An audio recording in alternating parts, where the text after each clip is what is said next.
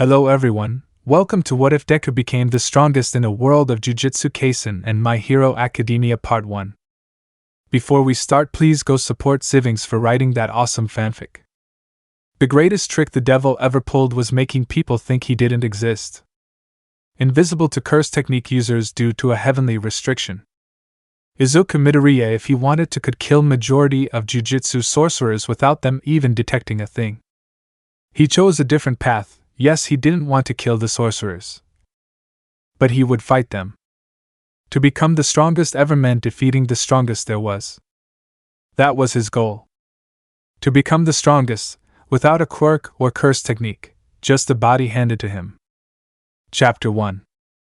Izuku walked down an alley with a grin on his face, his blade screeching against the wall as he walked. "Come out, you maggot!" He heard crazed laughs surrounding him and grinned. "Are you trying to scare me?" Izuku started to laugh himself as he quickly turned around and sliced the head off of a curse who had tried to sneak up on him. A grin formed on Izuku's face as the curse started to reform its head on its body. "We have to wait for a sorcerer to get here to exorcise you. But until then..." The grin on Izuku's face widened. "Let's have some fun." Izuku ran at the curse and pulled back his arm. It roared and tried to bite Izuku, but Izuku jumped up into the air. His laughs echoed throughout the alleyway as he clutched his katana with both hands and stabbed through the top of the curse. It screamed in pain. Izuku ran down the curse's side, dragging the blade through it. Izuku had completely cut the thing in half. Before he could continue, heard someone land at the building adjacent to him and grinned before disappearing from the sight of the curse. The curse looked around urgently before an explosion hit it in the eyes. A blonde boy walked up to it and exorcised it. Curses, quirks. Both exist simultaneously. Cursed energy exists in everyone, and almost 80% of the population has quirks along with it. The curse techniques used in ancient times, from the Edo period onward, still are used. Just not as often due to quirks overtaking them in power. As long as fear exists, so will curses. Izuku watched as the blonde boy looked around. He had a uniform on. Izuku smiled as he cracked his knuckles. "A Jujutsu sorcerer. I see you." Izuku continued to stare at the blonde-haired boy. He chuckled and jumped down to the alleyway again. "I guess you got me." The blonde turned around and stared at the boy. "You don't give off any cursed energy. Only your weapon does." The boy mumbled and Izuku shrugged. "I don't know why you're monologuing. Not very smart. Student of UA." Izuku chuckled as the blonde grit his teeth before speaking. "Who are you?" Izuku put his blade over his shoulder. "I could ask the same, couldn't I?" Izuku smiled as he put the katana in front of him again. "But I'm not here to introduce myself. You look strong, and I like that." "Are you challenging me?" the blonde asked, and Izuku quickly nodded. "That is exactly right." The boy grit his teeth. "You damn nobody, how dare you!" The boy uses what looked to be an explosion quirk to shoot himself at Izuku. He easily jumps out of the way. The blonde turned around to where Izuku had been to only see him gone. "Your explosions! What a great quirk!" The blonde turned to see Izuku behind him. He swung his arm back and Izuku disappeared again. Izuku kneeled down whilst on top of a street post. He put his fist against his cheek while leaning his head to the side a bit. "You're slow." The blonde put his hand out and shot at Izuku with projectile explosions. "How fascinating." Izuku jumped off of the lamppost and looked at what seemed to be sweat drops exploding. "Your sweat explodes." Izuku chuckled as the blonde seemed to be caught off guard. "Who the hell are you?" he asked, more stern than the last time. "I asked you first?" The blonde furrowed his brows. "What? No, you didn't." Izuku laughed as he jumped at the boy, appearing behind him in an instant. He held the blade of his katakana at the boy's neck. "What is your name?" "You a student." The boy gulped as sweat ran down his face. "Katsuki Bakugo." Izuku smiled and took the blade out from under Bakugo's neck. "And what is your dream?" Bakugo slowly looked back to Izuku, who had a curious look on his face. "To become the #1 hero. Even better than All Might?" Bakugo nodded. Even better than All Might. He repeated back to Izuku, who just chuckled. Your sweat explodes, it's an amazing quirk. But with how you seem, I think it's safe to assume you've been told that your whole life. Right? Bakugo slowly nodded as he backed away from Izuku. Don't worry, I don't want to hurt you. I already won our fight. That's all the value I care for. Bakugo became curious. Since I told you, tell me, what's your dream? Izuku laughed a bit as he put his katana into its sheath. My dream is to become the strongest in the world. Out of any curse, any hero, or any sorcerer. Bakugo seemed a bit surprised. How do you plan to do that? Izuku turned away and sighed. You seem to think I have a plan that I tell you. He chuckled and glanced back at Bakugo. I don't need conviction, I just want to show you people with quirks and cursed energy. What people can do without it. No cursed energy? Izuku didn't look back at Bakugo as he jumped to the top of the alleyway building. Have you ever heard of a heavenly restriction? No. Izuku chuckled. Look it up. Izuku disappeared and Bakugo stood alone, even more confused than before. He shook his head as he heard an explosion from down the street. He quickly ran to the scene where he saw multiple explosions. Shit. He ran up to the explosion and looked around before closing his eyes. Reverse curse technique. The explosion in front of him started to retract into Bakugo's hand. He opened his eyes and breathed in heavily as he looked around the scene. A purple-haired girl walked out of the building that was in front of him. I got it, she said to Bakugo, who nodded. Good, we should get back to Udata now, Jiro. Jiro nodded. Let's go. The two made their way back to UA.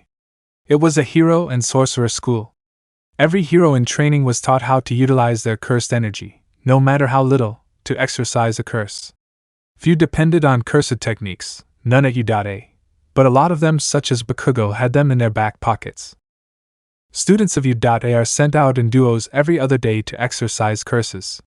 Duos are different each time to maximize a student's ability to work with different people. Bakugo and Jiro arrived back to class. There they were met by their teacher Shota Aizawa. He was an exceptional hero. Not only did he have a quirk that disabled other quirks, but he also had a curse technique that could render his opponent blind.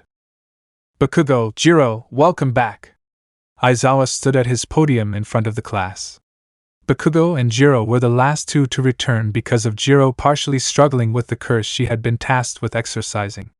She scolded Bakugo on the way back for not helping her sooner. The two sat down and the second half of their classes started. Izuku stood in a bakery. His katana and other weapons stored in a big backpack on his back. The handle of the katana stuck out, but no one bothered to ask what it was. Izuku didn't have much money. He took small jobs here and there just to live, but most of the time he went hungry.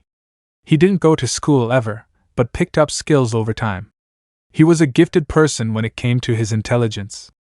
So learning from other people, even if they didn't have intent on teaching, was easy for him. I'll take a toasted bagel with cream cheese, please. Yes, sir. The cashier quickly answered Izuku before typing into the machine in front of him. That'll be 3.87. Izuku nodded and took out a $5 bill before sliding it over to the other side of the counter. He slid his hands into his pockets and looked around the bakery. He didn't go to places often since he usually changed locations after a while, but it was nice to feel normal sometimes. Whatever normal is supposed to be.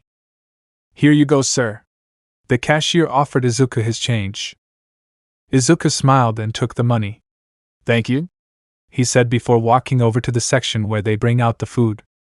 He waited a few minutes, occasionally checking the clock on the wall, watching the seconds go by until a small ding of a bell went off.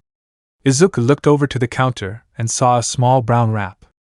On it read, BWCC. Bagel with cream cheese. Efficient. Izuku grabbed the bagel and started to walk out of the building. He didn't do much in life besides fight. It was addicting to him.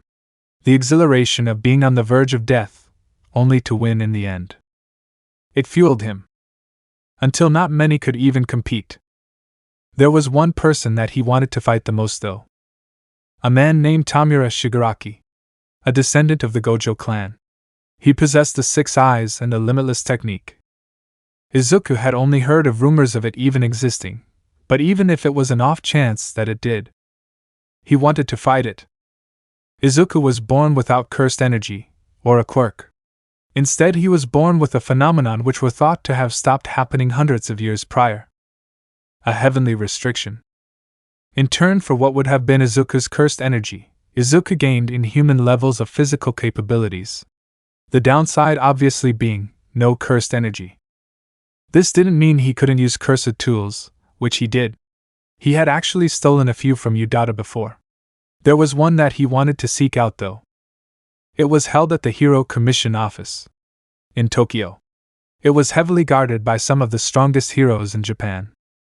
Of course, Izuku thought he could beat these heroes, at least he thought he could once he got stronger. So he was just training against normal curses, and maybe even sorcerers and heroes who were willing to fight him. He never killed them though, he didn't see a point in needless killing.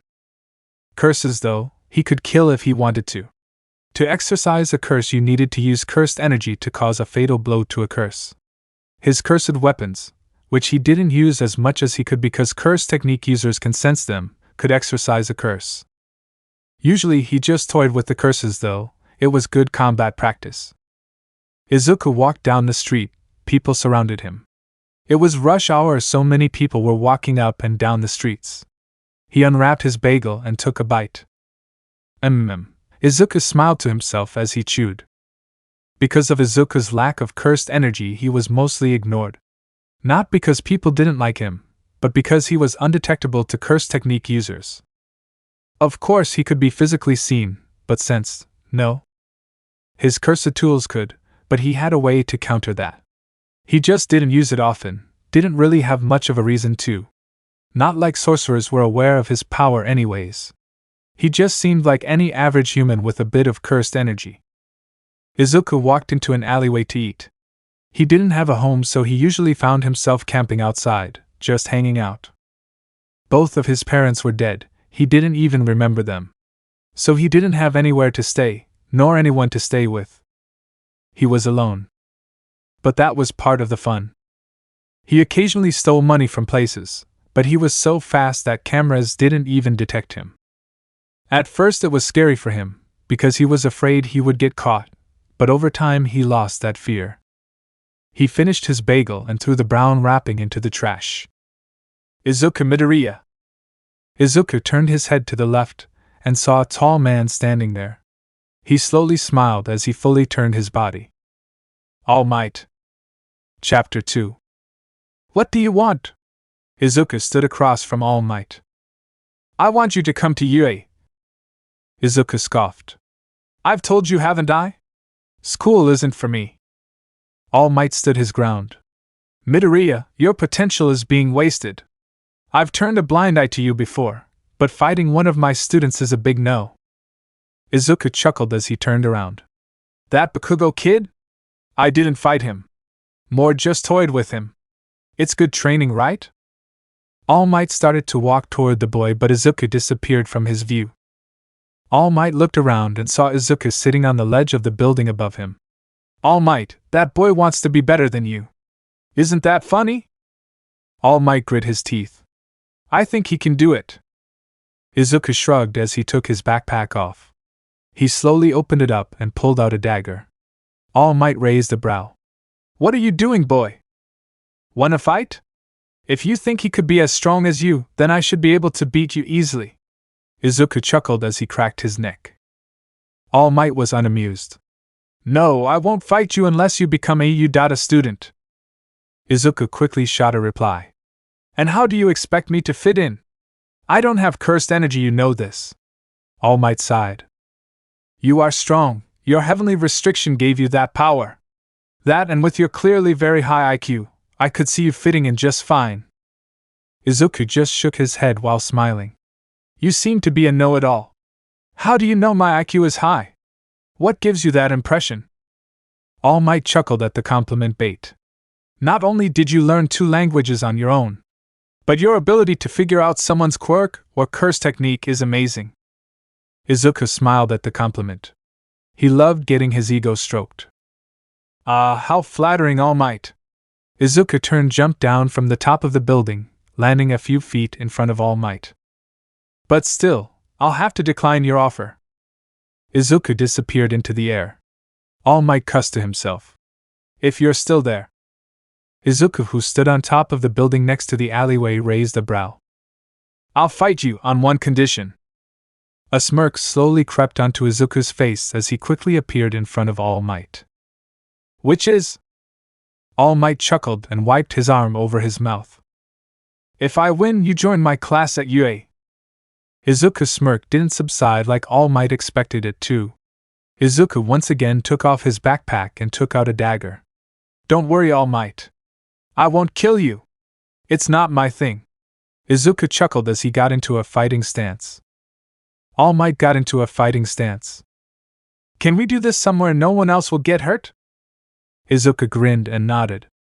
As long as it's not at the school, I don't care where we fight. Izuku examined his dagger. Let's meet back up tonight, what do you say? There will be less people to witness it, but I think that's for the better. Wouldn't you agree? Izuku took his eyes from the blade and back onto All Might, who nodded. Meet me at the center of Tokyo, at dusk tonight. Izuku smiled and nodded before putting his dagger back into the bag he had. He sighed. Don't expect me to go easy on you, All Might. All Might nodded and Izuku disappeared. All Might clenched his fist as he started to walk away. The blue light of his pupils glowed. I'll have to go all out as well. Izuku rummaged through his backpack until he found a small purple-looking ball. He smiled as it opened up. Inventory curse. A curse he had found out about when he did research on the Heavenly Restriction and found one of its most infamous users. Toji Fushiguro. It had been hundreds of years since he was killed by the former strongest sorcerer in the world, Sadara Gojo. Gojo had been defeated by Ryaman Sukuna, the king of curses, who a few years afterward was pronounced dead. Although no body was ever found. Toji had used the cursed inventory to store his cursed weapons inside of his own body. Izuku had the capability to do the same, he just didn't do it often because having zero cursed energy on himself would be suspicious. So he kept the curse outside of his body. When it was inside his body, he was next to invisible to a cursed energy user. Him and All Might had met years prior. In a way, he was a mentor to the boy. All Might offered to get Izuku a home, but the boy refused, telling All Might that he didn't want any suspicions raised on himself. They didn't see each other often. He could probably count the amount of times total on his fingers alone.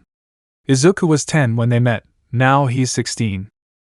Izuku grabbed all of his cursed tools and placed them inside the cursed inventory's mouth. It then went back to being a ball-shaped curse and Izuku breathed in heavily. Down the hatch. The boy tossed the curse into his mouth. He begrudgingly swallowed it. Bleh. He stuck his tongue out as he stood up and grabbed his backpack. He had left normal weapons in the bag. All of the ones infused with cursed energy that he had stolen were in the curse stored in his stomach.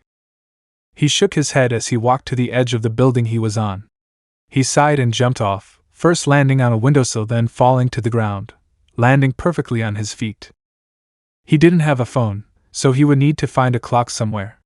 He was in the Tojichi Prefecture of Japan. It bordered the Tokyo Prefecture, so it wouldn't take him long to get there, especially if he decided to run. Izuku looked from building to building. He wanted to find a shop that he could at least look around in, not just go in for the clock. He came across a small shop which looked to hold swords in it. He grinned. He didn't have money to buy, but he did enjoy looking. He walked inside and looked around the shop. Not many of the blades interested him though, so he just looked at the clock. 3:30. He left the store and heard a huge boom nearby. A small smile formed on his face. I guess I have some time to kill. He looked over toward where the explosion was and saw flames shooting into the sky. Ah, what the hell? He ran and jumped up a building. A veil formed over what looked to be an elementary school. Izuku squinted a bit. He jumped from building to building. Each time he landed, he disappeared from view again. It looked as if he was teleporting. He appeared at the edge of the black veil and reached his hand out. It went right through and Izuku smiled. He walked inside of the veil. A lot of sorcerers, once creating a veil, only have it so that sorcerers can enter. Why Izuku could go through was a mystery, but a convenient one at that. Once he entered, he saw a girl fighting a cursed spirit. She had brunette hair and what looked to be tiny pads on her fingers. She touched them together. Release. The girl was breathing heavily. She walked over to the curse and made her hands touch again. The curse suddenly was crushed into the ground before disintegrating into the air. Izuku smiled and jumped to the portion of the building right above the girl. She looked up at him. "Who are you?" she asked while still breathing heavily. "Your quirk, is it gravity control?" The girl could be seen obviously taken back. "How did you get in here? Are you a sorcerer?" "No, I don't sense any cursed energy. At all." Izuku started to laugh to himself. You Dada students really like to monologue. First Bakugo and now you. You met Bakugo? The girl seemed to brace herself. Izuku nodded. I fought him this morning, if it weren't obvious enough. I didn't kill him. Could have though. Does that mean you want to fight me? Izuku laughed and jumped down to the girl's level. How could you guess? Izuku brought out a blade from his backpack. I know you can tell I don't have cursed energy. The girl nodded. That's why I'm so confused on how you got through my veil. Izuku shrugged as he started to jump up and down, loosening his muscles. That doesn't matter. Let's go, let's fight. The girl clenched her fists and put them up. Fine. The girl immediately put her hands up and put all of the pads on her hands together but upside down. Izuku raised a brow before his eyes widened. No way. The girl spoke softly. Domain expansion. Chapter 3. The area around Izuku and the brunette girl became a light pink. Everything in it started to float. Except Izuku. The girl seemed baffled that her domain didn't affect Izuku. But how it should be a sure hit. Izuku smirked. Domain expansions are like a heat-seeking missile, right? The girl watched as Izuku disappeared from her view. The blunt side of a blade pressed against her neck. Instead of heat, it seeks cursed energy. I'd expect you to know that, but now you're rapidly using up your own cursed energy. All for nothing, because you can't seek what doesn't exist inside of me. Right?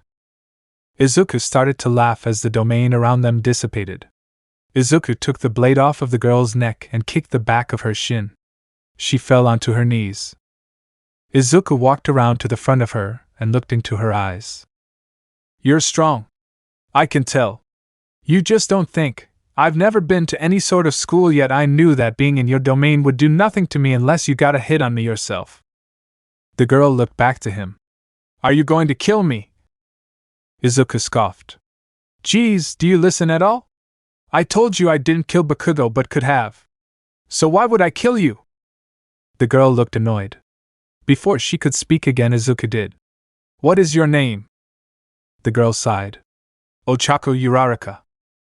Izuku slowly nodded before he heard another, deep husky voice speak. Domain expansion. Izuku was confused as he looked over to where the voice came from. A boy with what seemed to be a bird head stood with his hands together. Ochako's eyes lit up and a smile appeared on her face. Tokoemi. Izuku felt a sliver of panic go through his body as what looked to be a shadow enveloped the area he was in. A small smile appeared on his face. Suddenly he spat out the small cursed inventory he had in his stomach. Ochako looked at him in disgust. The curse wrapped itself around Izuku, enlarging itself. Izuku reached into its mouth and pulled out the dagger he had before pointing it at Tokoemi. You are strong. Izuku rushed at Tokoemi, appearing behind him in an instant. He swung his dagger at the boy's leg, but through the now black shadowed floor came a hand made of shadows. It punched the blade, causing Izuku to almost lose his grip on it. His smile never faltered as he continued to go around and around Tokoemi, who was trying to catch him. Izuku stood in front of the boy, who pulled his fist back to punch him. Your domain is very defensive. Izuku caught the boy's fist and started to twist his arms slowly. Your quirk combined with your curse usage is very cool. It's like an extension to your quirk, giving you the ability to show up anywhere, correct? Tokoemi didn't answer, instead he disappeared into the floor under him. Izuku grinned as the boy had inadvertently answered his question. Izuku looked around with a grin on his face. Come on out, this is fun. Izuku started to think, then started to laugh. You can't sense me so good like F. Tokoyami flew up from his shadow and Dark Shadow flew at Izuku. Izuku grinned as he turned toward Dark Shadow and put up an X sign with both of his arms. Baited. Dark Shadow hit Izuku and sent him back a few feet. The second Izuku landed, he almost instantly appeared behind Tokoyami with his fist cranked back. Tokoyami started to turn toward Izuku. Time seemed to slow as Izuku started to speak with a grin still on his face. You were fun, but you rely too much on your quirk. The black shadow surrounding the two into Tokoyami's domain shattered as Tokoyami flew into the elementary school that was once again visible, breaking a bunch of walls in the process. Izuku stood breathing heavily with a big grin on his face. He looked over to Ochako, who seemed horrified. Don't worry. Izuku wiped sweat off of his forehead. He's alive, and I barely hurt him. Izuku then disappeared from Ochako's view. She quickly ran up to Tokoyami and kneeled down to where the boy was laying, completely unconscious. Izuku stood outside of the veil now. He had a satisfied smile on his face. He put the curse tool back into his curse and swallowed it again. It was now 4 p.m. Still a few hours left until Izuku were to meet up with All Might. Izuku decided now it was time to go to Tokyo. So that he did, but instead of running he decided to walk to pass the time. The boy arrived at the center of Tokyo. The building had a helipad on it. Izuku watched All Might looking around waiting for him to arrive. Izuku knew All Might would have to stage as if he were being sneak attacked because a spar between a nobody and the number one hero could be very suspicious. Izuku spat up the cursed inventory and took out a curse-infused katana. The cursed inventory wrapped itself around Izuku's shoulder and neck. Izuku noticed All Might's ear perk up a bit. All Might could sense the cursed energy from his curse. Izuku took the curse from around his neck and it put down. He then jumped from one building to another. He watched All Might turn to the building that he had just left. Take the bait. All Might jumped onto the building and looked at Izuku's curse. He then appeared in a flash right next to All Might. Cursed katana in hand, he swung down. All Might barely dodged, sidestepping the boy's attack. All Might swung and hit Izuku, who had made an X signal in front of himself. Izuku flew backwards from the building and into an electric billboard. Glass broke around him. Izuku breathed in heavily with a grin on his face. The curse had wrapped itself around Izuku again when he attacked All Might. Izuku switched his katana for a small dagger. A large swing won't work. I need to be faster. Izuku ripped his shoulder out of the billboard and used the dagger to stab back and push the rest of his body out of it. He climbed to the top of the billboard. On the edge, he watched as All Might pounced at him with his fist back, ready to punch. Izuku smiled. Izuku disappeared from All Might's view and the man punched the billboard. All Might looked back and saw Izuku in the air with a huge smug grin on his face. The strongest hero in the world. Izuku cranked his arm back and threw the dagger at All Might as if it were an axe barreling toward an apple on a tree. All Might grit his teeth and let the dagger hit him.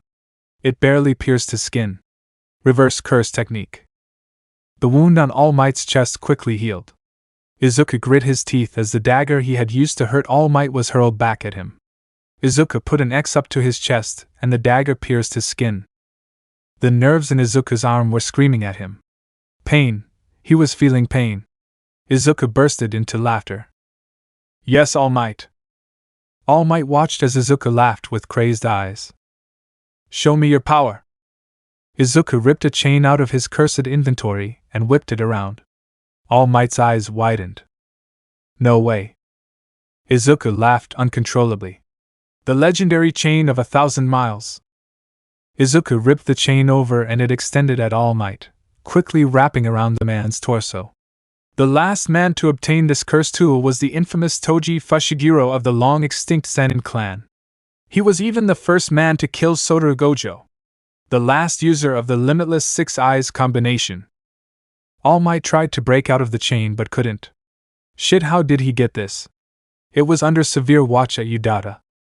Izuku ripped the chain back toward himself, and All Might came flying with it. Before Izuku could hit All Might with a punch, All Might kicked his leg up, creating a gust of wind. Izuku lost his balance and barely moved an inch off of his foot. All Might seized the opportunity and ripped the chain toward himself. Izuku kept his grip behind his back so that the chain wouldn't stop extending. Izuku was incredibly close to All Might, mere centimeters away. All Might headbutt Izuku and Izuku lost grip of the chain. The curse around his neck inhaled the chain from Izuku's back. Izuku was dazed. All Might was hard-headed both figuratively and literally. Midoriya, you are powerful! All Might kicked Izuku onto the helipad behind him and landed next to him. Izuku breathed heavily before standing back up. Izuku watched All Might raise his hands up. He put his palms together as if he were to say a prayer. Domain expansion. Izuku's eyes widened. Unlike with Ochako or Tokoimi. This time his eyes widened in fear. The terrain around the two changed. They appeared in New York City. All Might appeared in front of Izuku, and before Izuku could react, All Might smashed his shoulder into his torso. All Might dragged Izuku and threw him straight down through the roof they were on. Once they went through the bottom, the terrain changed again. This time they were at the World Trade Center. How is this happening? Izuku's vision was blurry as he watched All Might appear in front of him again. Smash! Izuku was punched in the stomach and sent off the top of the World Trade Center. He spat up blood and plummeted down toward the ground. All Might followed after, angling his feet to where he'd crush Izuku's ribs on impact. Izuku readjusted his body so that he would land on his stomach. The terrain changed again, and the top of the Empire State Building was in Izuku's immediate way. His eyes widened. If he didn't slow down, he'd be impaled. All Might appeared under him and did a lat spread before uppercutting straight up into Izuku's jaw. Spit flew out of Izuku's mouth as he flew up and away from All Might. So strong. All Might's domain expansion. The United States. His knowledge of the U.S. was put to good use. His cursed energy let his memory form any state in his domain expansion, the domain itself taking shape of said state. Any landmark or location in that state that All Might knows would be able to be the portion showed in the domain. Every time Izuku was sent through something, All Might would switch the terrain to something that suited his strengths. From a huge building to the World Trade Center, he could send Izuku high enough off of the World Trade Center so that when he fell, All Might could switch the terrain and make him appear above the Empire State. It all led to him being a real force to be reckoned with, no matter his opponent. There was a reason he was number one after all. You did good, young Midoriya. Izuku glanced down at All Might as the man's domain expansion dissipated. Izuku fell to the ground. He breathed heavily as he laid on his back. All Might stood above him. You were foolish to think you could defeat me so easily. I'll give credit where it's due, you truly are strong, just as I expected from someone with heavenly restrictions. Izuku grit his teeth. Don't belittle me. All Might smiled. Rest now, when you wake up. Izuku started to fade from consciousness. You'll have a place to call home. Chapter 4. Izuku yawned and stretched his legs out. He blinked a few times and looked at the ceiling. He blinked a few more times. Where the hell am I? He sat up in the bed he was in and looked around the room.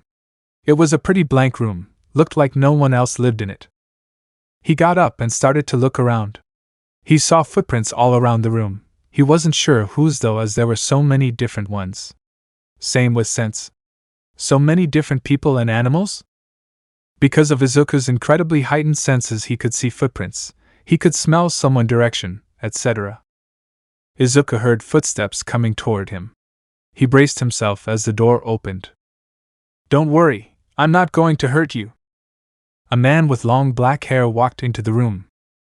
Izuku watched as the man closed the door behind him. Who are you? The man put his hands up. Shota Aizawa, I'm your teacher. Izuku raised a brow. Teacher? He suddenly flashed back to when he was last awake. If I win, you get to join my class at Udata. All Might's words echoed through his mind and he grit his teeth. Damn it. Izuku slowly put his hands down. Where am I? This doesn't look like a school. You're at the Udata first-year dormitory. Aizawa had a tray in his hands that Izuku just now noticed. What's that? Izuku started to sniff. Aizawa took the top off of the tray. The kids made food, and they asked me to bring some up for you. Izuku looked at the large meal. He gulped as he felt his mouth start to water. He walked over to Aizawa and he handed Izuku the tray. Aizawa then turned away. Thank you? Aizawa stopped and shook his head. Go thank them yourself. I'm not a messenger. Izuku watched the man leave the room. He sighed and looked at the tray in his hands. Free food. Once he was done eating, he took his tray into the halls.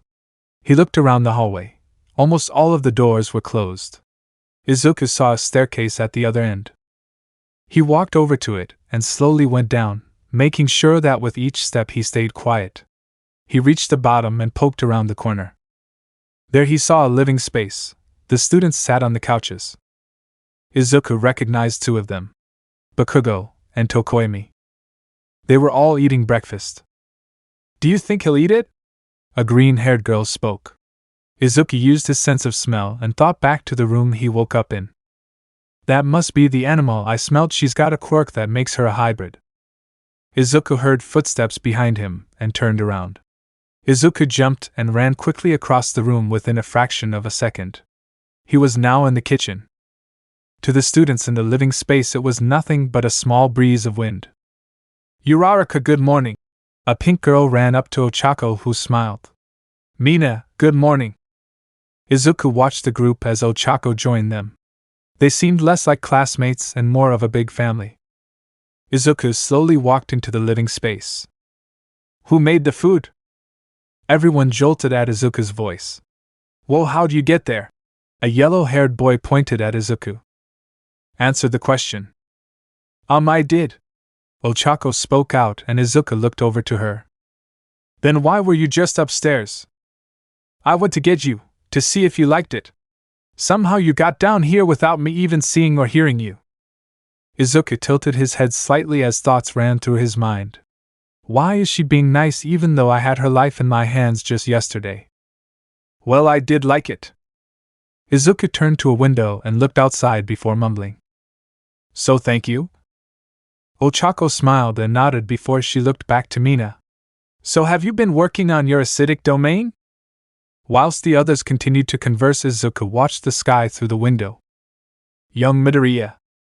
Izuku turned to the entrance to the dorms along with everyone else looking over. All Might. Izuku walked to the man. Is there something you need? All Might cleared his throat before speaking. To discuss your living arrangements and such in a private matter. Izuku sighed and scratched his head. You're really gonna hold me to that, huh? All Might nodded. It's about time you get your life off of the ground. Izuku rolled his eyes and put his hands in his pocket. Whatever, I'll follow you wherever you're gonna bring me. The rest of the class was watching the two interact. They had never seen anyone speak to All Might with an attitude. Well, anyone but Bakugo. All Might and Izuku left the dorms. Mina looked to Ochako. He's an interesting guy. Ochako just slowly nodded. Yet interesting is one way to put it. Ochako was slightly afraid of Izuku. She wanted to make sure she was on his good side. The fact that she could have died to his hand when he barely put any effort forward was horrifying. It did make her want to be stronger, though.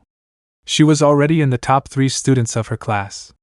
Her zero-gravity quirk paired with her cursed techniques, which allowed her to reverse the zero gravity and crush her opponent, lead to her being a real force to be reckoned with. Her domain expansion allowed her to create a domain to where not only were her normal physical attacks increased in power, but she had a guaranteed hit on anyone inside so that she could control their gravity. Even to a point where she could control how hard someone is pushed down or how high up they are taken. She was very skilled in her craft. She was born with a good quirk and a higher than average amount of cursed energy, so becoming a hero was a no-brainer. Her, Bakugo and Tokoemi were the top 3 in their class. Each were given ranks as sorcerers, all grade 1 sorcerers. The rest of the class was mixed with 2nd and 3rd grade sorcerers. Their teacher Eraserhead was a special grade sorcerer. All of the teachers are. The requirements for each grade were flimsy. There was no real way to get promoted instantly. It was gradual and over time, which was usually years. It became even harder over the hundreds of years since the death of Sukuna to become a special grade because the amount of average cursed energy per human skyrocketed. In form, that meant sorcerers as a whole became much stronger. Someone who dominated the 2000s era would be fodder to someone in the current era.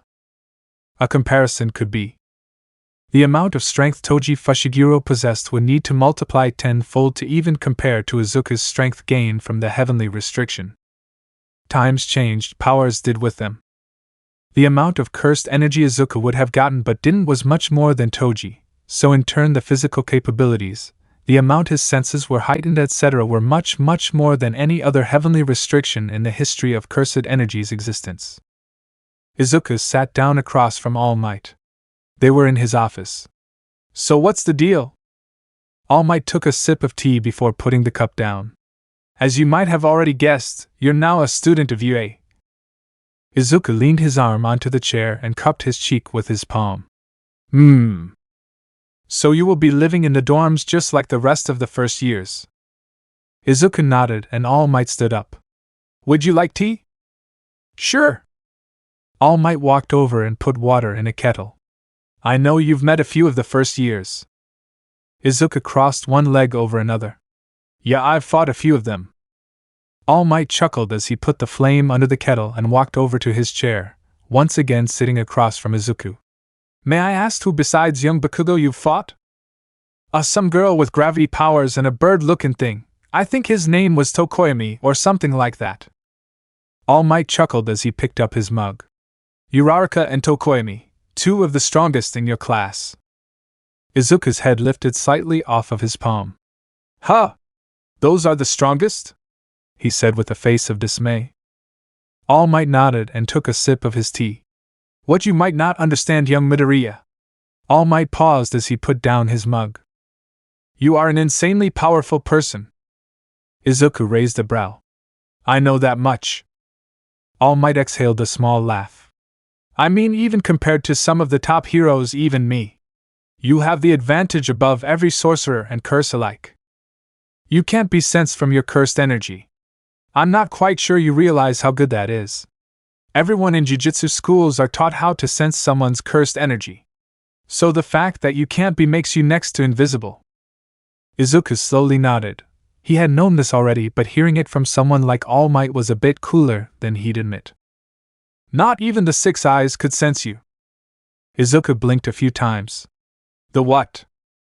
"Six Eyes. Only one person in the world has them, paired with the limitless technique. It's almost unbeatable." Izuku was confused. "How?" All Might closed his eyes. "You've heard of Satoru Gojo, correct?" Izuku nodded. "Of course, I've done extensive research on Toji Fushiguro, and he's the one who first." Izuku put air quotes up. "Killed." He put his hands down. "Satoru Gojo."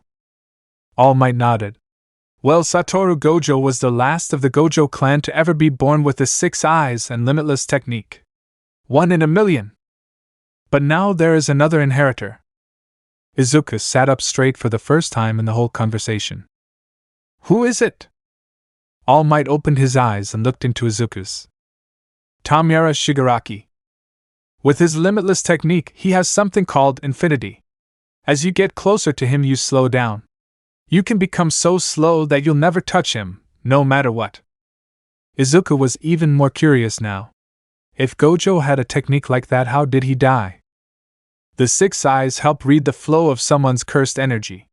This can also let the user have almost unlimited cursed energy reserves, along with precise manipulation of cursed energy, even down to an atomic level. This helps Limitless be more and more efficient." Izuku slowly nodded.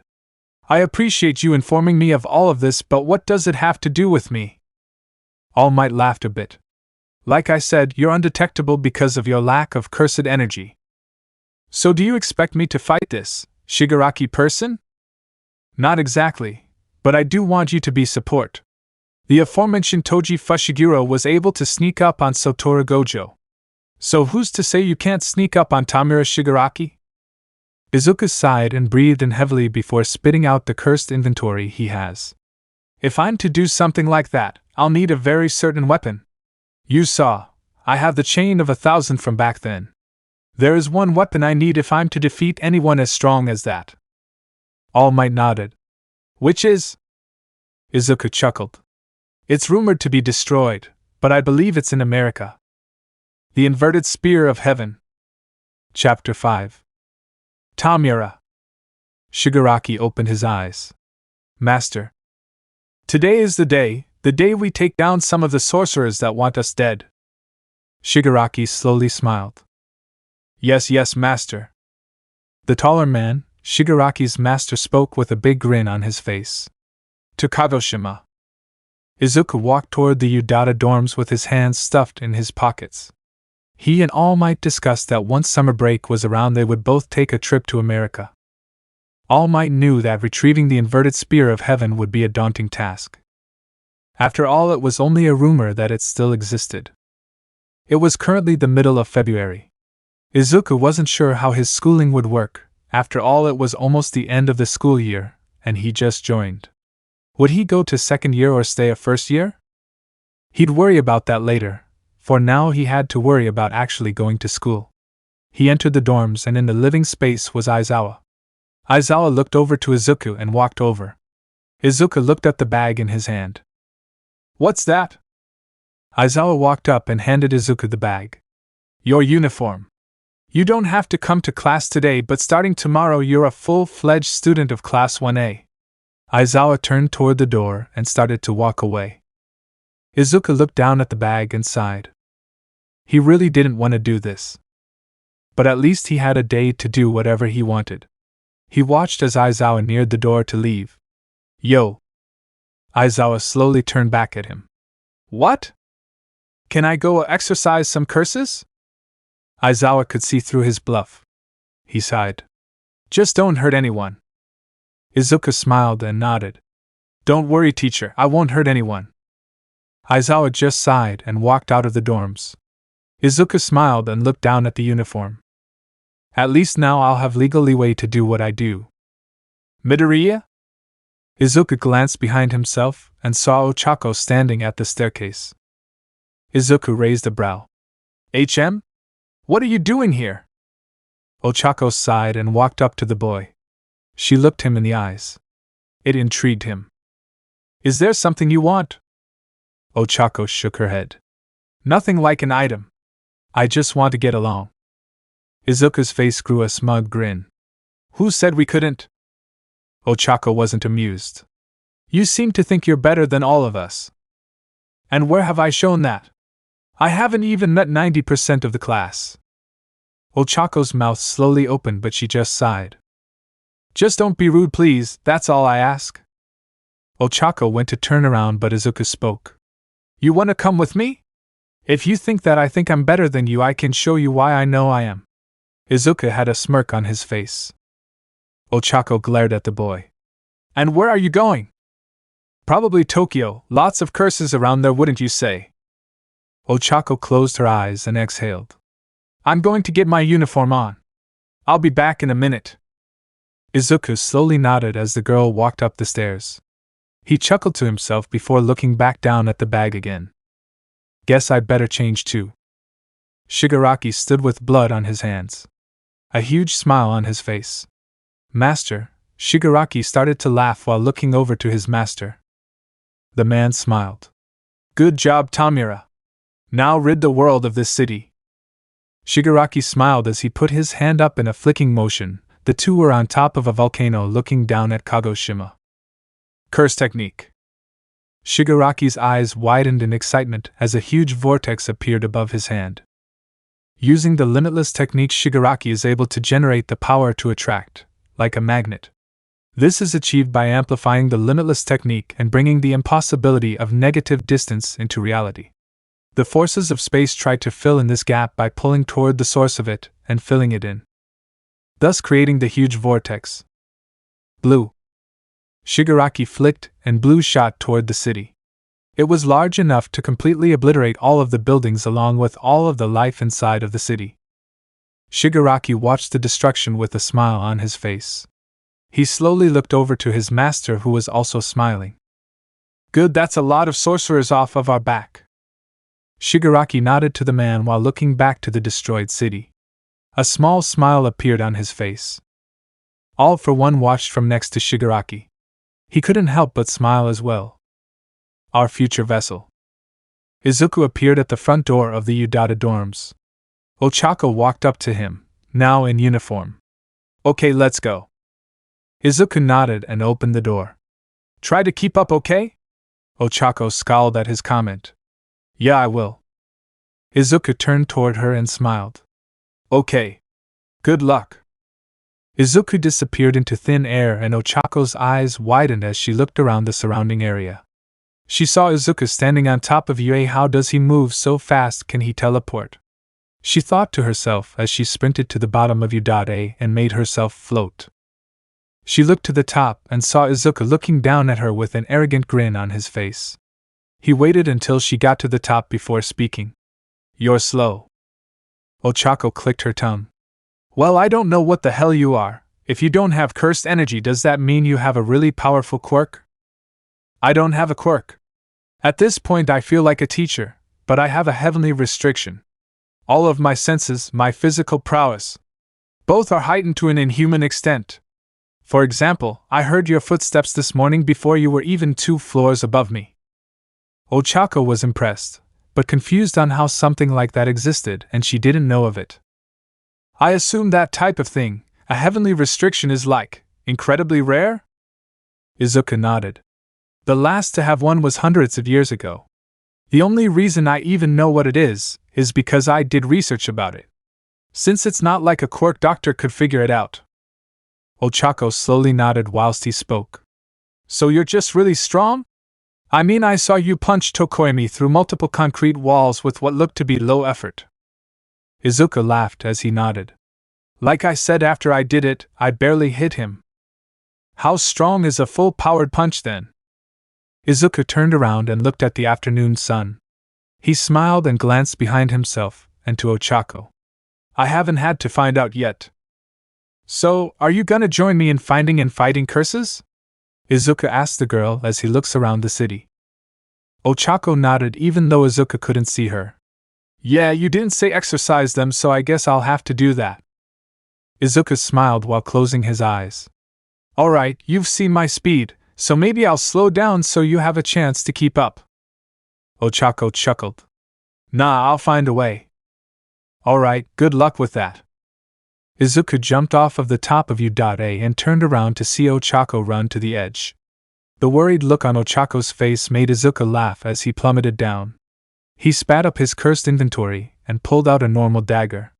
He then kicked his leg over his head so that his body was right next to the building. He stabbed his dagger into the pillar, slowing him down. Ochako watched. So he rapidly climbed the building using his tools. That makes more sense. Ochako smiled and fell forward. Curse technique. Ochako's gravity instantly became overwhelming. She flew down faster than Izuku could because she had controlled her own gravity enough so that she was technically being pulled straight to the Earth's core. Before she could hit the ground, she reversed the effects, landing softly on the ground. It completely ignored the laws of inertia. Izuku landed next to her. Huh, guess you got your own ways of keeping up, huh? Ochako chuckled. Vertical movement, I think I have you beat. Not horizontal, though. Izuku disappeared from her sight. She laughed and turned to the exit of the school, quickly running after the boy. All Might and Aizawa watched the two run away. Maybe young Midoriya will make friends after all. Aizawa shrugged. If he decides to let it happen, sure. But I don't think he views his peers as formidable opponents.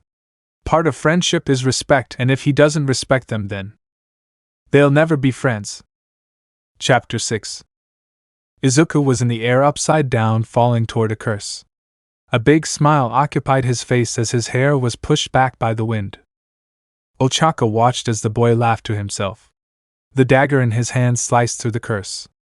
Ochako ran over to the curse after he had sliced through it. He kicked himself off of the curse and up into the air again, his kick sending the curse straight at Ochako. Ochako exorcised the curse and then looked to Izuku.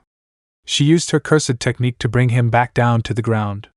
Izuku let his curse take the dagger back. This is fun. Izuku laughed as he walked up to Ochako. Your curse technique is amazing. You double as an offensive curse user and a support. Ochako smiled and nodded. Yeah. Izuku heard a boom far away and smiled while still looking at Ochako. Let's go. He quickly turned away and disappeared. Ochako chased the small glimpses of Izuku she could see every time he reappeared until they ended up at a non-hero high school. The force emitting from the school was enough to make Ochako shudder. Whoa! She created a veil around the school, and as she did, Izuku crashed through the windows of the building, flying straight at her. She barely dodged and the boy skidded across the pavement for a few seconds before catching himself at the edge of the veil. He stood up and wiped his mouth of blood. He looked at his own blood and grinned. The curse was easily low special grade. Izuku was durable, but he never fought with his full power. He never had to, and this was no different. He just have to keep his guard up. Are you okay? Izuku chuckled at Ochako. You think a little blood is gonna stop me? Izuku jumped back into the building and faced the curse. It was emitting flames from its arms. It was incredibly hot. The building around them started to melt. Izuku grinned and took a cursed weapon out of his curse. It was a bat-looking object. He didn't want to completely punish this curse, he wanted to have a little fun. The blue flames of the curse shot at him, but Izuku easily avoided them, appearing behind the curse in an instant. Batter up. Izuku swung the bat, cracking it against the curse's head. It was eerily similar to the complexion of a human. It was flung into a wall which it completely burned through. Smoke started to fill the school, and Izuku looked outside to see Ochako with a worried look on her face. He rolled his eyes. He appeared in front of Ochako. I don't know why you're worried. I told you I'd be fine. I'm not worried about you, I'm worried about the fact that the school is literally melting apart. Izuku turned back and realized. She was right, the school was almost completely melting down. He shrugged. Who cares, gives construction workers a job at least. The curse from inside the building shot a huge wave of fire at the two of them. Ochako's eyes widened. She was a grade 1 sorcerer. To get think rank, the normal status quo was being able to defeat a special grade cursed spirit. But this cursed spirit wasn't just any cursed spirit. I'm gonna kill you! Izuku's brows raised at its voice. He then laughed as the curse walked out of the school. Try it. It had a human-looking body. The only problem was it was almost a completely charcoal black. Not in a race way, but it literally looked burned, like a dead body. The blue flames emitting from its body keeping it alive. Ochako was hesitant but decided to call for backup. Izuku started to get burns on his body as he got closer to the curse. He grit his teeth and cringed in pain, but flames weren't going to be his demise. He jumped at the curse and kicked it in the face, sending it flying into the high school. He then walked into it and took an uncursed dagger from his curse and chucked it toward the ceiling. It hit a sprinkler and water started to fly down from the ceiling throughout the entire building. Immediately the flames started to cool down. The curse hissed in pain as he quickly tried to run out of the veil. Izuku kicked it in the back and put it up against the wall. Hey, come exorcise this thing! Before Ochako could get to the curse, another one threw a knife at her. It skimmed across her face and her eyes widened. She slowly looked over and saw what seemed to be a teenage girl with a huge blush on her face. Who the hell? The girl started to sprint at Ochako. The knives in her tool belt started to float and fly at Ochako. Ochako quickly used her curse technique and the knives shot into the ground at breakneck speeds. Not without a few getting to her first. Izuku heard the knives hit the ground and looked over to Ochako. What's going on? Izuku was then punched in the mouth by a flame-infused punch. He crashed into a wall and blinked a few times. Izuku felt flames on his clothes. He quickly ripped off the top half of his uniform and threw it away from him. He grit his teeth while looking back to the flame curse. You know, you're really annoying. The curse started to form flames, the heat raised over and over and over until finally Izuku's vision was flawed enough to where the curse could escape. Izuku threw his hand to his side and cleared the smoke. The curse was gone. Izuku clenched his fist and smacked a wall with it. The wall completely fell down, and before Izuku could think again, the whole building collapsed. With his incredible speed, he was able to get out. He looked at the collapsed building and sighed. He then looked over to Ochako, who was trying to chase the curse that had the knives. The curse then disappeared into a portal-looking thing. Izuku appeared next to Ochako. "Are you okay?" Ochako breathed in heavily and nodded while looking over to Izuku. She had 2 knives lodged into her stomach. "Yeah, you?" Izuku looked at his body to see burns from the fire. He shrugged while chuckling. "I'm fine. I've had worse." In front of them appeared Eraserhead. "Uraraka, I got your request for backup. Is everything okay?" Ochako nodded while fanning herself. It was still incredibly hot in the Vale. "The curses got away, but we're safe." Aizawa looked at her stomach and saw the knives. He walked over and grabbed onto the handle of one of them. "Breathe okay?" Why, Aizawa ripped the knife out of her stomach before she could finish talking. She recoiled and her stomach tightened. Aizawa examined the knife, but before he could identify where its origin was, it dissipated. Izuku looked at it, confused. "How the hell did it do that?" "I'm not sure, maybe the curse itself was exorcised?" "Are the knives part of the curse?" Aizawa started to monologue and Izuku sighed. "These people do that a lot," he thought to himself, ironically enough monologuing just internally. Izuku looked to Ochako, who cringed as she ripped the second knife out of her stomach. Izuku raised a brow. "Won't that make the wound bleed out more?" "Midoriya."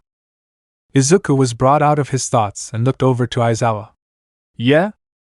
I need you to get Uraraka back to U.A as fast as possible, okay?" Izuku nodded and looked over to Ochako. He walked closer to her and turned around before bending down. "Hop on." Ochako looked at Aizawa. She didn't really want to do it. "Go ahead," the man told her, and she sighed. She hopped onto Izuku's back, and he held her legs onto his back. She held onto his shoulders. "I won't go fast enough to kill you, but this might feel weird." Ochako nodded. "All right." Before Ochako could even process what was going on, they had arrived at UA. She blinked a few times. "Wait, what?" Izuku kneeled down again, letting the girl off of his back. "I told you I'm fast, didn't I? If anything, that took longer than I thought it would." They had traveled from the border of Shizuoka to almost the center in barely 1 second. "Longer than you thought? What the hell are you?" Izuku shrugged. "Anyways, I'm not sure why he told me to bring you back here. If anything, it feels like I should bring you to a hospital." Ochako shook her head as she quickly remembered the 2 deep wounds she had. "We have a sorcerer who is a master of reverse curse technique. She's able to heal us all whenever things go bad. Only if it's a fatal wound, though. If a non-fatal wound, she just uses her quirk." Izuku chuckled. "How convenient." Ochako nodded as she walked up to the front doors of UA. "Would you mind coming with me? I want to ask questions." Izuku sighed and stuffed his hands in his pockets. "Fine, lead the way." Ochako held her stomach and walked into Yui, Izuku following close behind. "So, I have to ask, you said you haven't ever had to use your full punching power before. What about speed? I mean, you traveled like half of the prefecture we're in. That's probably like 150-ish miles in a second. Then said you could have been faster. How is that even possible?" Ochako was valid to ask this. Izuku had traveled 152 miles in a second.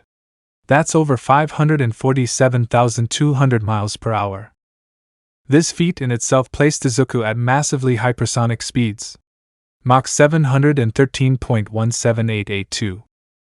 "I don't know, I'm just fast." He shrugged as they reached a stairwell. "Dude, we should both be dead. It doesn't physically make sense that we could survive going that fast." Izuku blinked a few times and rolled his eyes. "We live in a world with cursed energy. Does that make sense either? I mean, negative emotions create sentient creatures who try and kill us. That shouldn't be possible either. Ochako opened her mouth but didn't speak. A few seconds went by. Fair point. She finally spit out. If you could go that fast though, why didn't you just blitz at that fire curse? Izuku sighed and looked down at his feet. I did try to, but he's so hot that every time I got close it burned. I'm not fire resistant. I noticed he used his cursed energy to heat himself up the closer I got. I even saw his flames become a blackish blue for a fraction of a second. Black flames? I thought the hottest flame was blue alone. Izuku put a finger on his chin. Well, there's a first time for everything, right? The curse pretty easily melted the high school we were in. If that says anything, it's that his flames were at least 3,000 degrees Fahrenheit. If his flames went way higher than that, I would think I would have melted, right? The melting point for steel is around 2,700 degrees. That's why I think he was at least at 3,000, because it melted relatively quickly. Ochako was a bit lost. Is there any way to figure out how hot his flames were if they became black? I mean, you said that it's never been recorded. Izuku shook his head. Not that I know of. It's always possible it was just an effect of him being a cursed spirit. Either that or that thing is making history. Izuku chuckled to himself as the two got to the second floor. Ochako nodded. I'm really curious to see your full power. Izuku laughed. Same. Ochako watched Izuku's face. She was a bit confused about the boy. Was he really what he put out to be? Not in a power sense, he was clearly incredibly powerful. In a personality-wise, though. She was open to being friends with him, but the way he spoke to her was less friendly. He didn't respect her.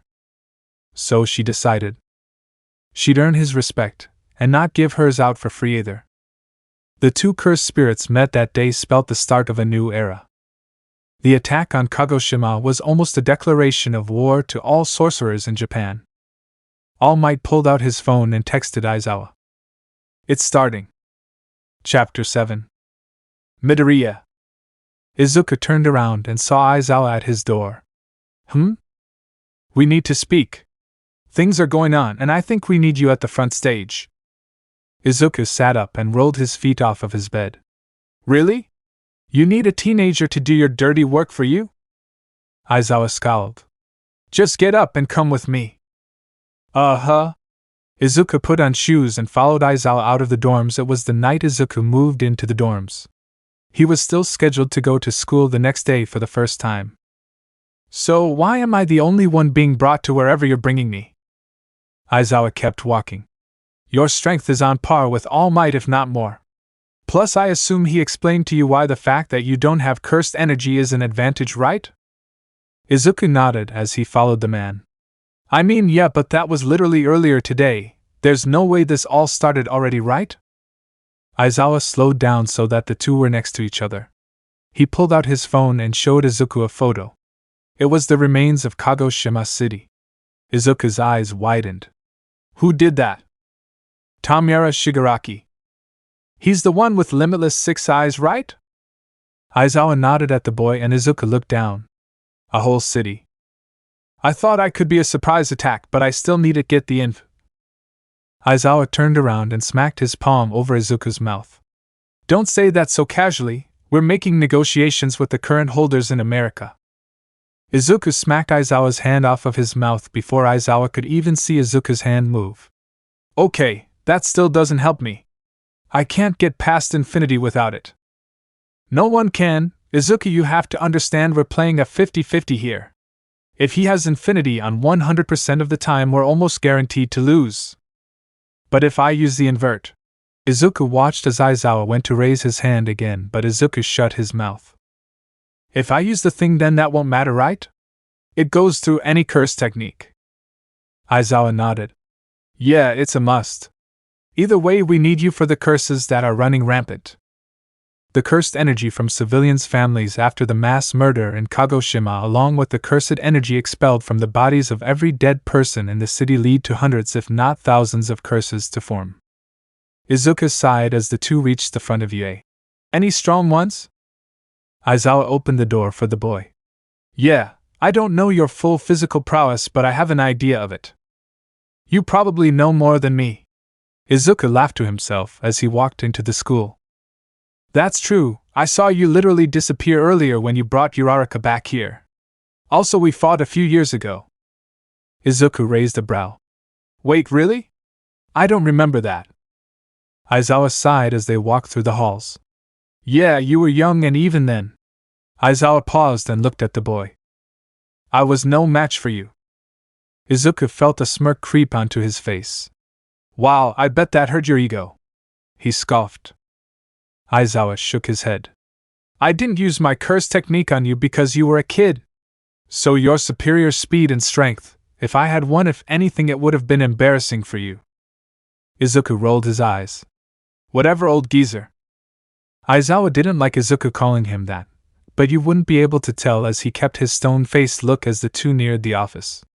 There are some of the other students in your grade that will be joining us. Not all of them, though.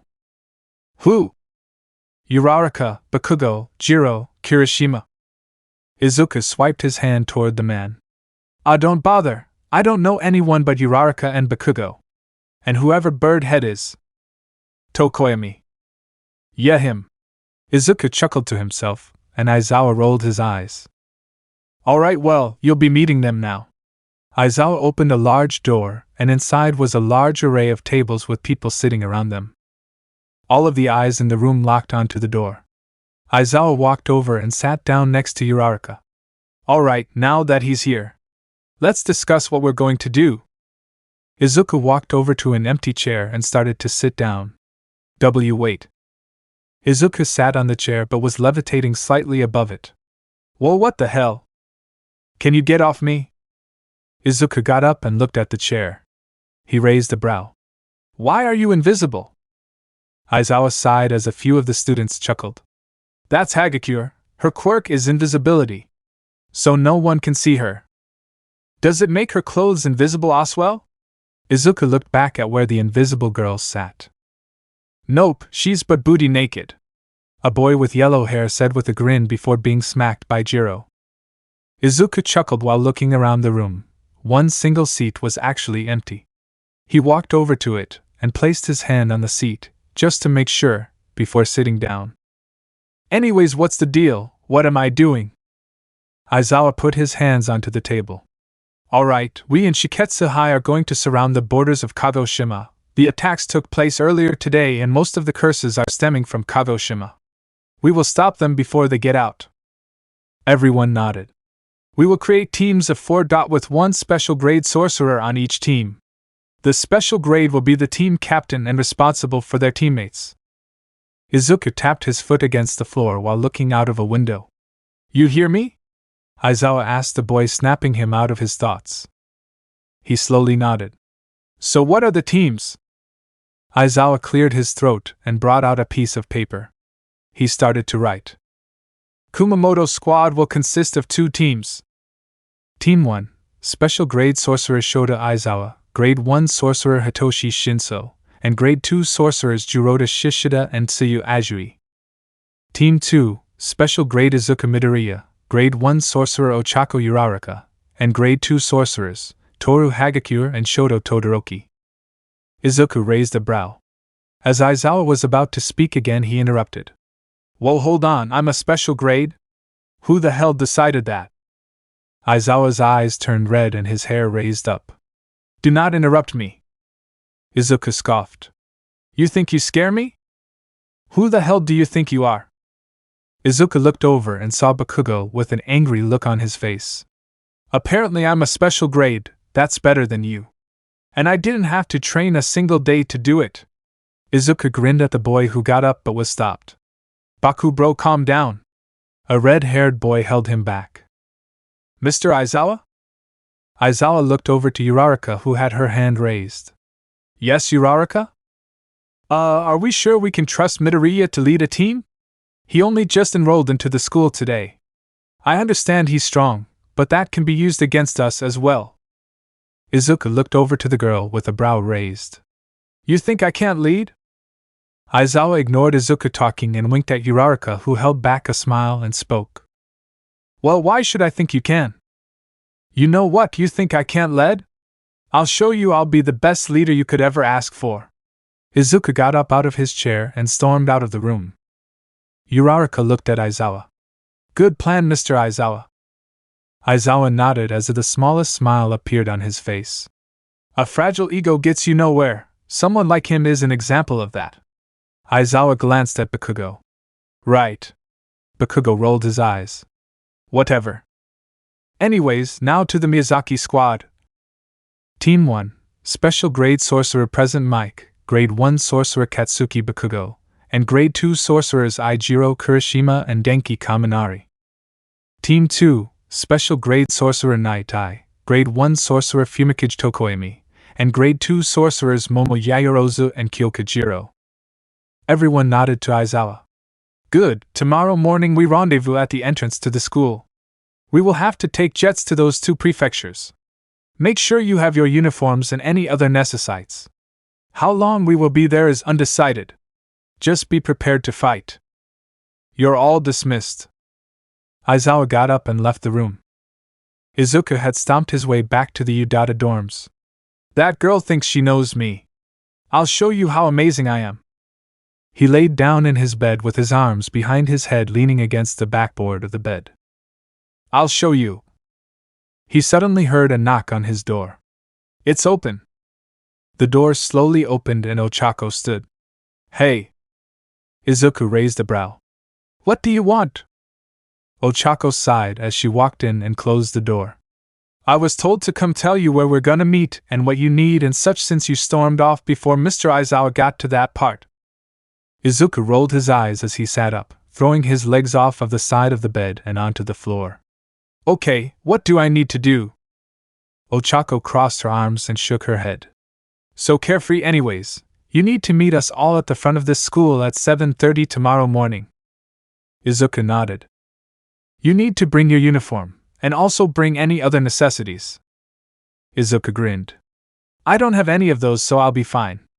Ochako sighed. Touché. Oh, also I need a new uniform. I don't know if you forgot, but that fire-based curse burned the top off of mine when we fought. Ochako clenched her fists. Damn it, Midoriya, I'll go tell Aizawa. I mean, I don't really need it. I've gone months without a shirt on. Ochako raised a brow. Dude, what the hell? Izuku shrugged. Ain't no big deal. Plus clothes just weigh me down.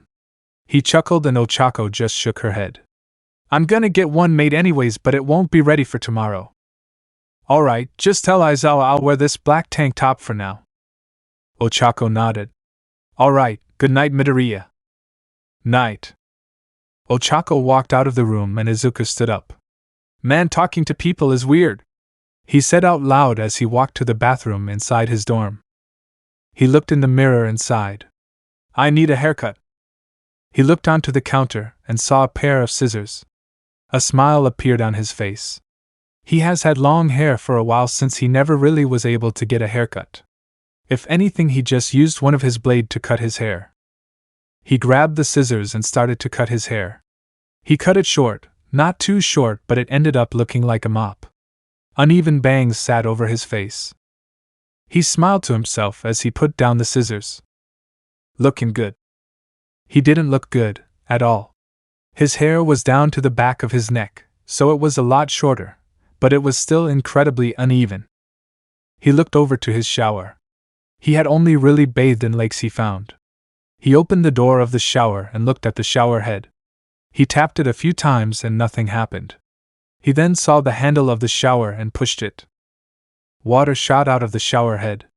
Izuku smiled and touched the water. Cold. Izuku shivered and looked at the shower handle. He saw H and C. He wasn't stupid. He turned the handle toward the H and the water got warmer. He could finally have a hot shower. He walked back into his room and locked the door before looking at a dresser. He walked over to it and opened it to see some clothes. Whoa! He grabbed a pair of clothes that didn't match at all, and walked back into the bathroom with a grin on his face. Hot water, this'll be nice. Izuku took a shower, using real body wash and shampoo for the first time in forever. He had actually stolen the two before, but using them in a lake wasn't comparable to using them in a real hot shower. He changed into the clothes he picked out and smiled to himself. I could get used to this. Chapter 8. Izuku woke up and yawned. He looked around the private jet to see the other students conversing while drinking tea. He groaned and got up. He stretched and scratched his head. I still don't know why you guys had me take the jet. I could have gotten to Kumamoto way faster on foot. Is he always this moody? Ochako looked over to Hagakure, who had asked the question. From what I've seen, he's only happy when he's beating the crap out of something. Shoto stayed silent as he sipped his tea. Izuku watched the boy. He looks like someone I've fought before, whatever. The boy walked over and looked at the table. The Udata uniform, which had the invisible Hagakure in it, sat on a chair, spoke. So, team leader, what's the plan for curses? Are gonna stay all together, or split into 2 teams? Izuku shrugged. You guys can stay with me or you cannot stay with me. I don't really care. Ochako rolled her eyes while leaning onto her palm. What a leader you are. Fine, here's what's gonna happen. Izuku stomped his foot onto the table they were sitting at. America Hair, you and Cheeks will stay together. Exercise curses and then meet us back whenever you need anything. Invisible, you stay with me. Got it? Ochako and Shota looked at each other and nodded. Do I gotta be with you? Izuku scowled at Hagakure. You'll be doing your own thing, so just don't get in my way. No, but she's right. From what I've heard, you're very fast. If you can't see her, there's no way you can go your full speed without running into her. Izuku looked over to Shoto. Your voice is just like I thought it would be, very monotone. Anyways, you have a point. So, Todoroki, you're with me. Shoto just nodded at him. Izuku put his foot back onto the floor of the jet. Anyways, anyone know when we're gonna get there? Like an hour. Izuku groaned. Then I'm going back to sleep. The other 3 just rolled their eyes as Izuku sat back down in his seat. You really think he's gonna be good? Shoto shrugged at Ochako's question.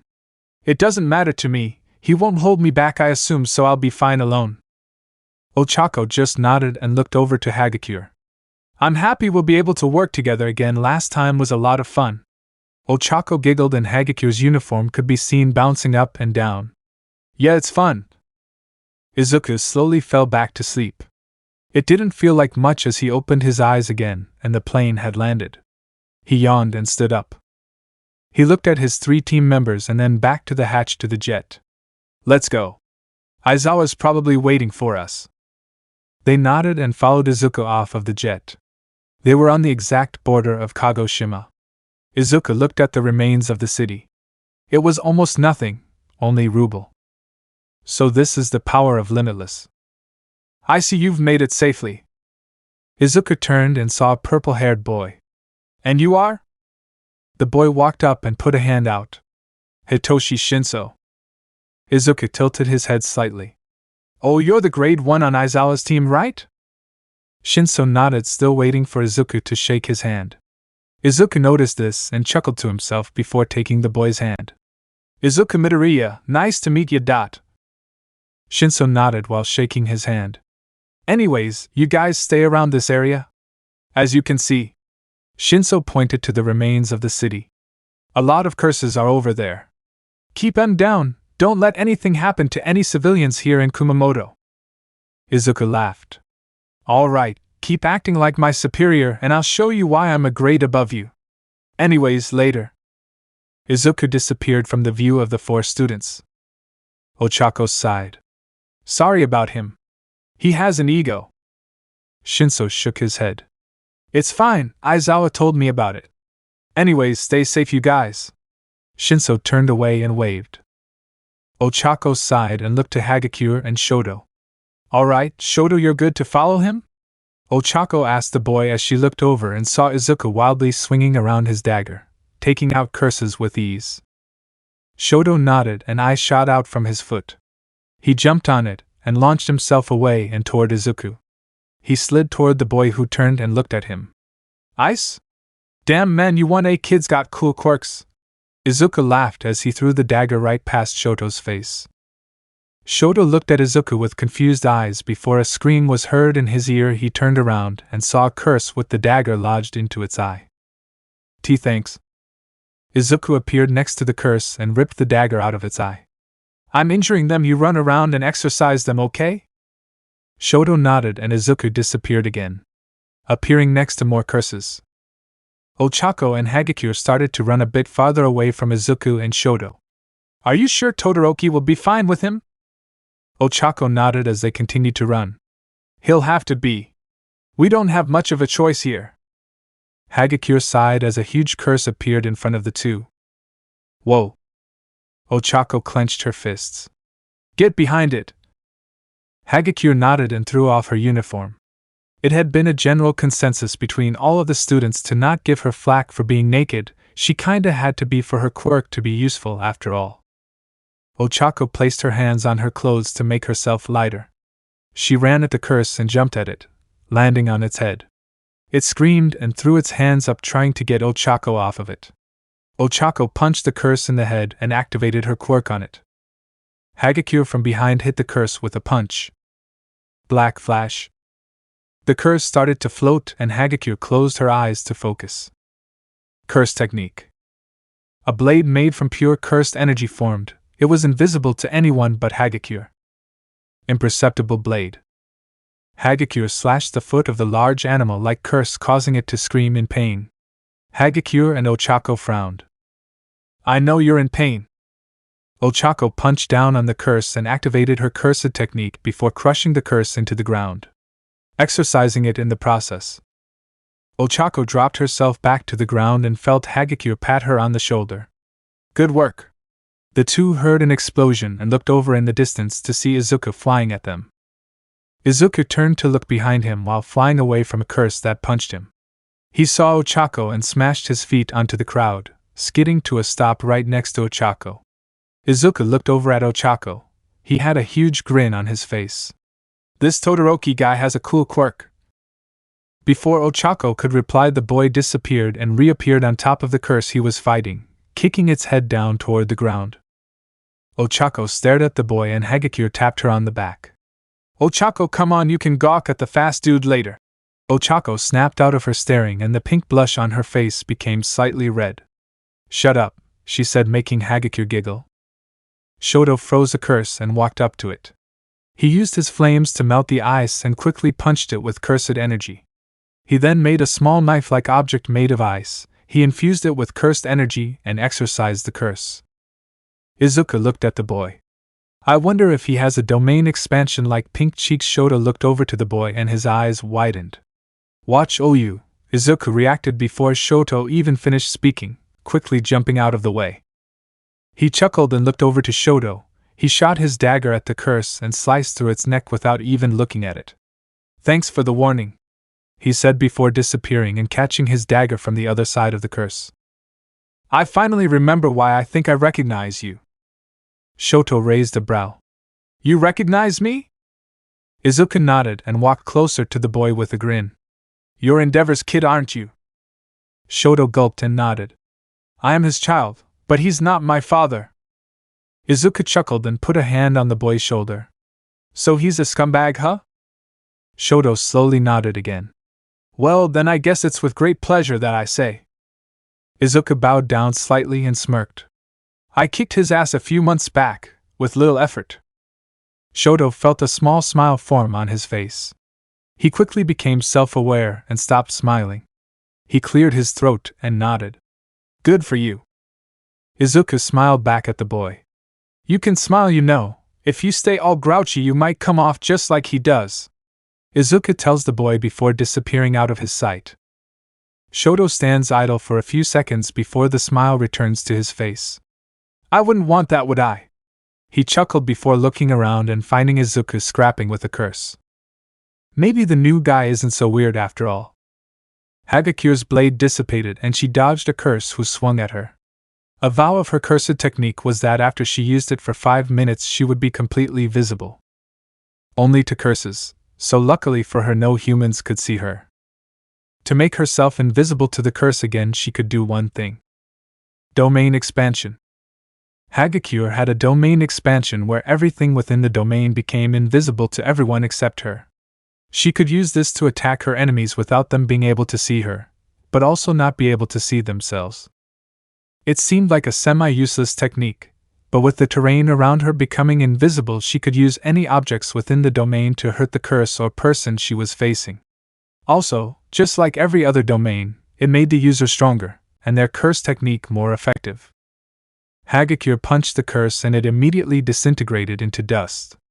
She sighed. A lot of the time she ended up having to use her domain against lesser powerful curses because she'd use her technique to defeat the more dangerous curses. She closed her domain, and Ochako landed next to her. Good job, don't worry, I can't see you. Hagakure chuckled. Don't worry, I know. Let's keep G. A man landed in front of the two. He smiled and looked at Ochako. Hello there. Ochako furrowed a brow. Who are you? That doesn't matter, I have a contract to fulfill. The man's demeanor changed and a monstrous laugh roared out of his mouth. The man pushed his bangs up and off of his forehead as tattoo-like marks appeared on his body. It's been a long time. The man started to laugh manically and almost instantly appeared in front of Ochako, his arm cranked back. Ochako's eyes widened and she squeezed them shut as the man slashed down. Ochako opened her eyes and saw Izuku. Hey, that was close, huh? Ochako looked back to the white-haired man who raised a brow. How dare you interfere? The aura radiating from the man was enough to make Hagakure freeze. The man looked over to her and smiled. I'm not sure why you're naked, but I'll kill anyone. He can see Hagakure? Ochako watched as Izuku appeared in front of the man, stopping him in his tracks. The man glared at Izuku, but Izuku just smiled. Would you mind introducing yourself? You seem pretty strong. The man was overpowering Izuku, bringing his arm back toward his body. The man laughed and punched Izuku in the gut, sending him flying away. Little boy thinks he deserves to know my name. The man appeared next to Izuku before he could land and kicked Izuku straight into the ground. Izuku coughed up blood and smiled, those crazed eyes returning. You're strong.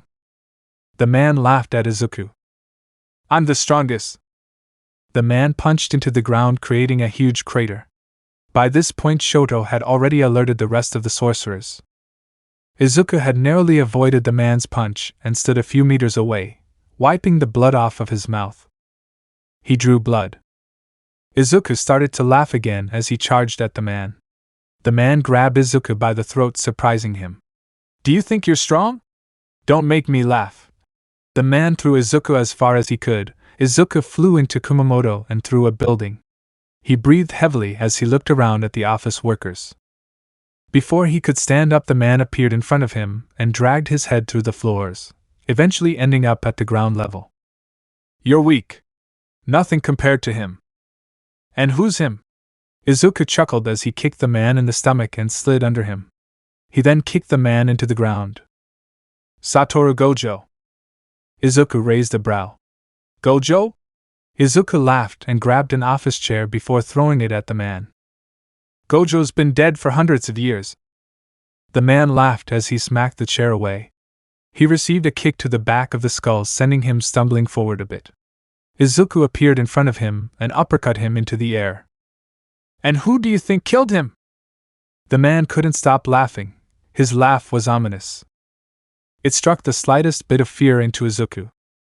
This just excited Izuku, though. Tell me. Izuku kicked the man in the side and through the wall of the building they were in. They ended up in the middle of the busy road. They stood across from each other, both breathing heavily. What is your name? The man laughed and put his hand up to his chest. You seem to be strong, so I will tell you. My name is Ryaman Sukuna. Chapter 9. Izuku raised a brow. No way, Sukuna is dead. I know he is.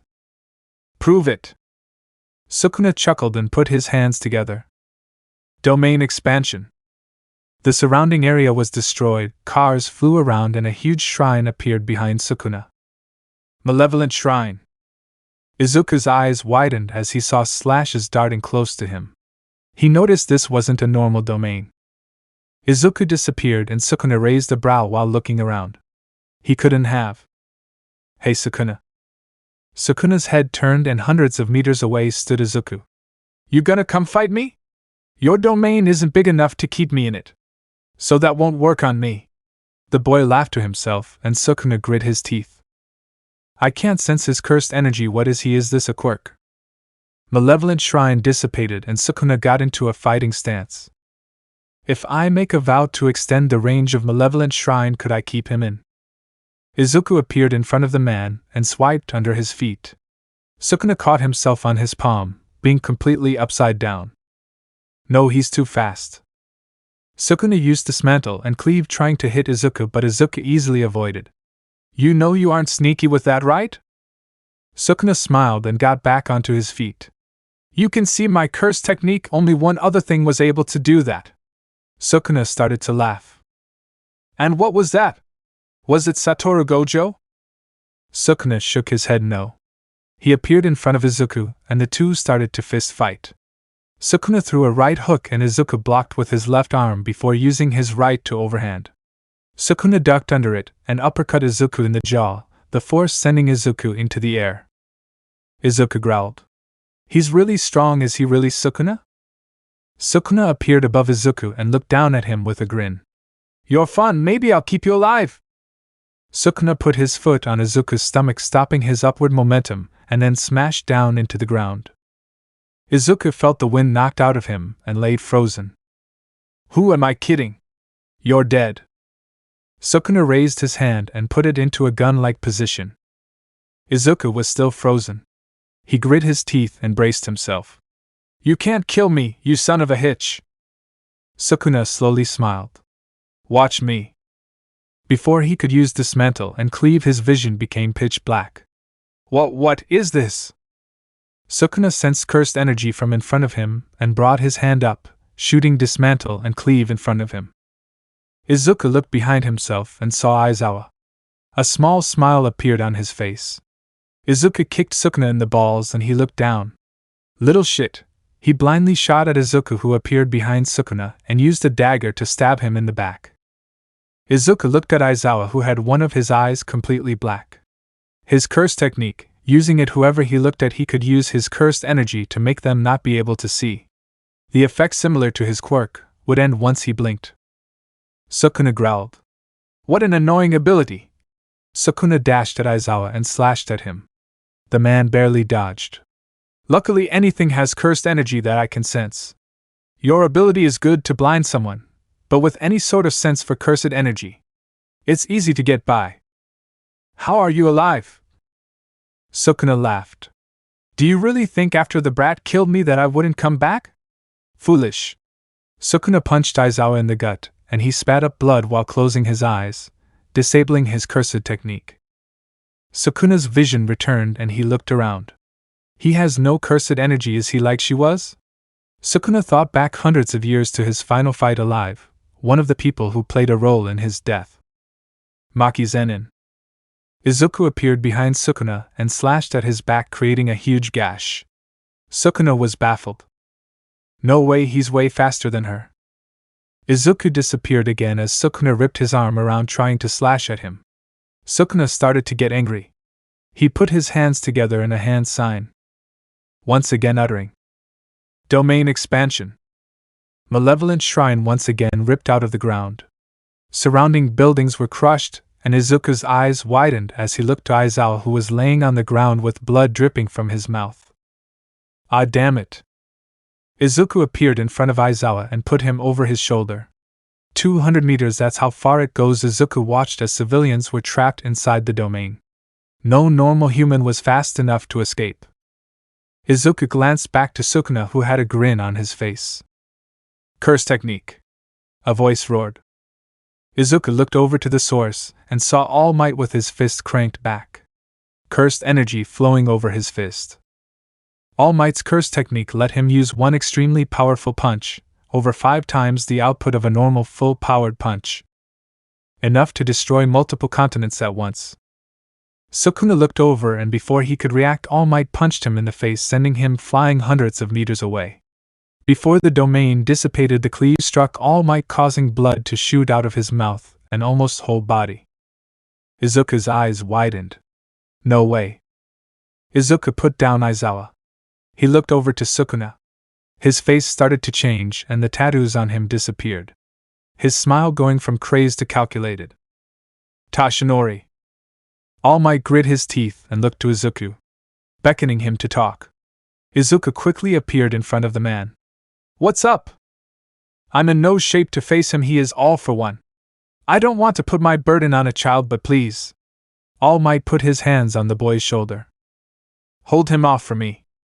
Izuku chuckled and pushed All Might's hand off of his shoulder. Bold of you to assume I wasn't going to fight him anyways. Izuku cracked his knuckles and grinned. Hey you. All For One looked at the boy with an eyebrow raised. Who are you, boy? Izuku chuckled and started to stretch. Why do you people always go for introductions? Isn't it counteractive? Izuku asked All Might, who sighed. Please take this seriously. Izuku glanced at the man and raised a brow while smirking. I just went toe-to-toe with the King of Curses. I think I'll be fine. Izuku disappeared from All Might view and behind All For One. You have a nice face, it'd suck if I were to punch it right off. Izuku laughed as he swung at All For One. All For One turned and tendrils shot out of his fingers, impaling Izuku's stomach. His eyes widened as All For One grinned. I don't care about you, I just need one for all. All For One ripped the tendrils out of Izuku and spin-kicked him away and through multiple buildings. Izuku's eyes widened as he looked down to the small holes in his stomach. His breathing started to hitch. Throbbing pain shot through his body. What's happening to me? Izuku felt tears enter his eyes. Never in his whole life did someone injure him to this extent, and with almost no effort either. Izuku looked at All For One, who was now trading blows with an All Might who looked like he could collapse any second now. Izuku spat out blood and grit his teeth. He got up and breathed in heavily. He watched All For One. His speed was nowhere near Sukuna's, yet he still was able to gravely injure Izuku. One for all. All For One's voice filled Izuku's mind. That must be All Might's quirk. Izuku felt a hand touch his shoulder. Are you okay? Izuku turned and looked at Ochako, who was standing behind him. He chuckled and spit blood out onto the ground. Yeah, I'll live. He looked back to All For One. I need to kill him. Otherwise he'll kill All Might. Izuku started to walk toward the two powerhouses, but Ochako pulled him back. You're very injured, you can't win. Izuku shook his head. You don't know me, let go. You're right, I don't know you, but that doesn't matter. I'm not gonna let you get yourself killed. Izuku grit his teeth and smacked Ochako's arm off of him. I'll die however I please. I don't plan to right now. So get away from me. Izuku disappeared from Ochako's view and she grit her teeth. Stubborn. Izuku appeared behind All For One and kicked the man's head down, stuffing him into the ground. All Might's eyes widened. Midoriya, you can't fight, you're in no condition to do so. Izuku scoffed. You're one to talk, we both have similar wounds, yet here you are. All Might couldn't reply, Izuku was right. All Might sighed. Fine, but don't die on me, kid. Izuku laughed. Guess I could say the same for you, old man. The two looked to All For One, who was holding his hands out. Why don't we make this a 2 versus 2? All For One laughed as a black portal formed in his hand. Someone walked out of the portal. His white hair down to his shoulder. He opened his eyes and All Might's widened. No way. Izuku looked to All Might. Who is that? It's the Six Eyes. All Might was horrified. Izuku's widened. What do we do? Izuku panicked, which was incredibly out of character. Separate and conquer. Izuku raised a brow, nodding before breathing in heavily and looking at All For One. Got it. Izuku appeared behind All For One and grabbed him as if he were to German suplex him. He then went as fast as he could before All For One a mere second later elbowed him in the face. From Kumamoto to Aomori was roughly 1,072.983774755 miles. All in a second, whilst also suffering from severe injuries. This was 5,034.403305750656 times the speed of sound. Mach 5,034.403305750656. 3,862,741.59 miles per hour. Keep in mind he had to decelerate in that time, so his full speed was still unknown. This speed was massively hypersonic plus. All for One looked around, slightly confused. Do you have a teleportation quirk? Izuku chuckled and held his stomach as he stood opposing the man. Nah, I'm just fast. All for One grinned and started to walk toward Izuku. I think I'll take that quirk then. Izuku's eyes widened and a smile appeared on his face. He put his hand out and beckoned All for One. Come and get it, Hitch. Izuku's curse spat out a blade. I've never used this blade, but it played a big part in Sukuna's last death. All for One raised a brow as a small mouth appeared on the side of his face. It started to speak and All for One grinned. Izuku instantly appeared in front of the man and stabbed the mouth. All for One's eyes were wide as he looked at Izuku, who then ripped the blade up and into his eye. Blood splattered onto Izuku, who was smiling. Your reaction time is slow. All for One grit his teeth and went to punch Izuku, but the boy easily dodged. Izuku ripped the blade out of his eye, which was now squirting blood. As Izuku fell to the ground in front of the larger-than-life man, All for One tried to catch him off guard. He punched at the boy, but he used the blade to block it, still being sent back a few feet. He skidded to a halt and smiled. One of the blades used by Maki Zenin to destroy the Zenin clan. The Dragon Bone. All for One held his face. His teeth grinded against each other, trying to distract his own brain from the pain shooting through his body. A mouth appeared on the side of his face. I can heal you, brat, let me take over. The voice laughed, and All for One roared out. I don't need you. He pointed at Izuku and a tendril shot out of his finger. Izuku easily avoided it and sliced through the tendril with ease. Are those little things really all you got? Izuku laughed before coughing up blood. The wounds from earlier still being very present. All for One still present, I could be seen twitching. You are nothing. All for One's arm became extremely large. He growled as he jumped at Izuku. Izuku let him get close and then smirked. He disappeared behind All for One, who then felt the dragon bone stab straight through his chest. All for One fell to his knees. Izuku was breathing heavily and laughed. You're dead. All for One. All for One started to laugh as he felt Izuku holding the blade in his back. I finally got you close. Before Izuku could react, All for One quickly turned around. The blade was ripped out of his hand and slashed against his chest. Izuku cringed in pain. It stung so bad, it had slashed over his already open wounds. Blood was pouring out of his body. All for One was about to kill Izuku, but the tattoos of Sukuna returned along with the different facial structure. Sukuna put his hand over Izuku's chest. The smile on his face made Izuku horrified. He was so powerful, yet he was little to nothing compared to All for One and Sukuna. Sukuna used cleave and stabbed into Izuku's chest. He easily could have killed Izuku by splitting his body apart, but he would rather he bled out. The boy's eyes widened as Sukuna stood back up. The pain Izuku felt was immense, and he felt on his own chest. Why? Sukuna laughed as he turned around. You're a strong boy. Tell me your name. Sukuna glanced back at Izuku. Izuku Midoriya. Sukuna then laughed again. Goodbye then, Izuku Midoriya. Sukuna disappeared from Izuku's view.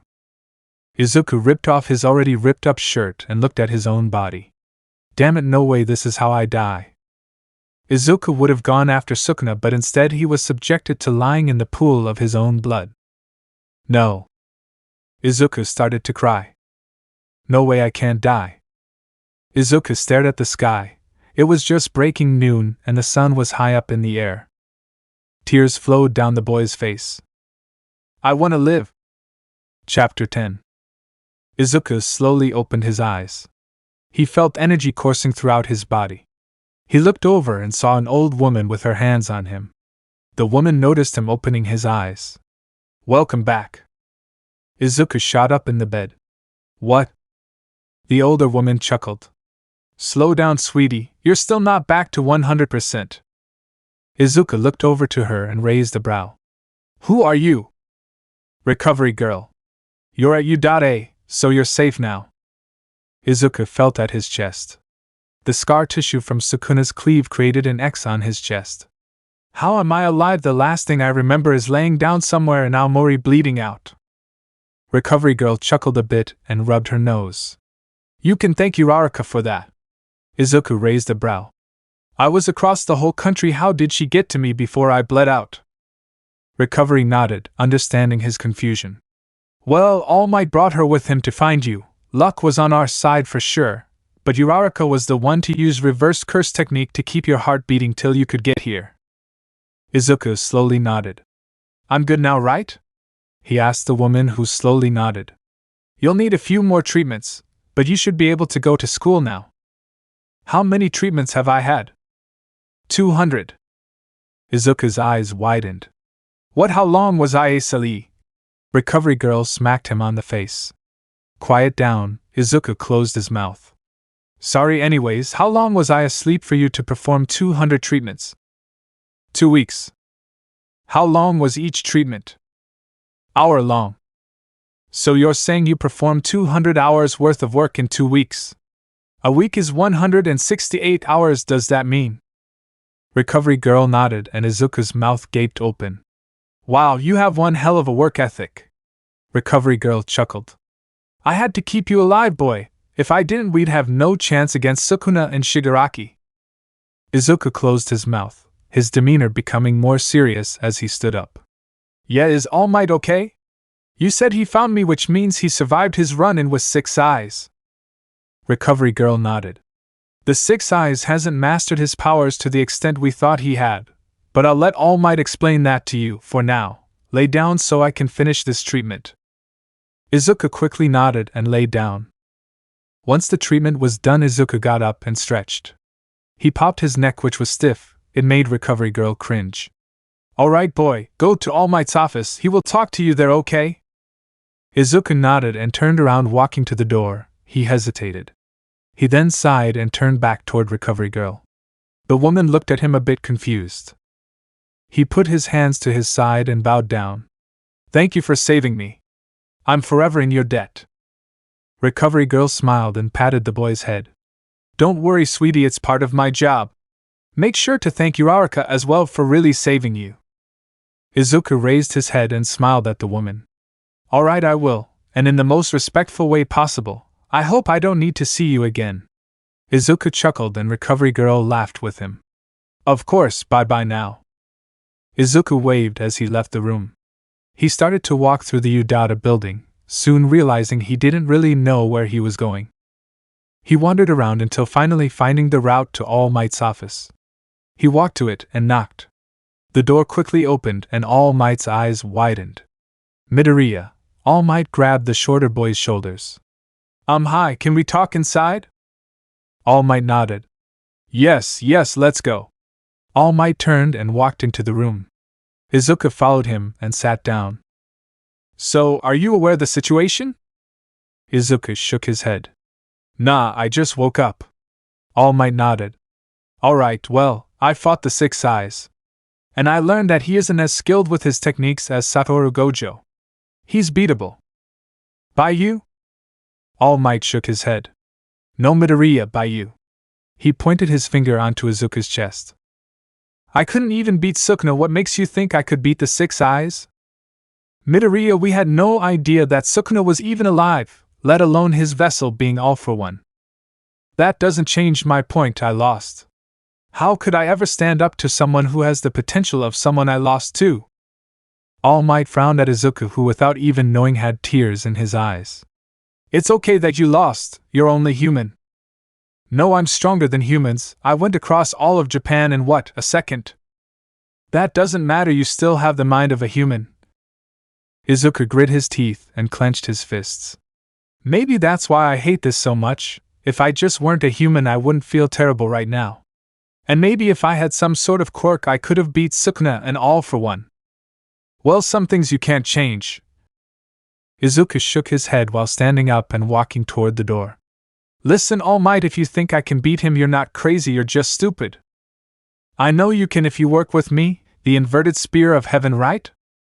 Izuku sighed and turned to him. Then how about until the negotiations are over, I leave this place and go beat up curses?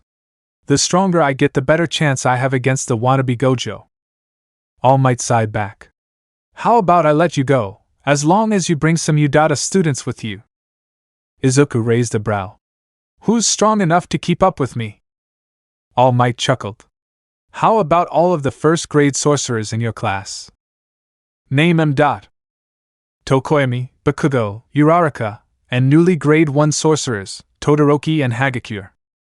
Izuku nodded begrudgingly. Alright, whatever, I'll do it. I'm gonna go find Uraraka and thank her, later, All Might. All Might watched with a smile as Izuku left the room. Later, kid. Izuku peeked back in the room.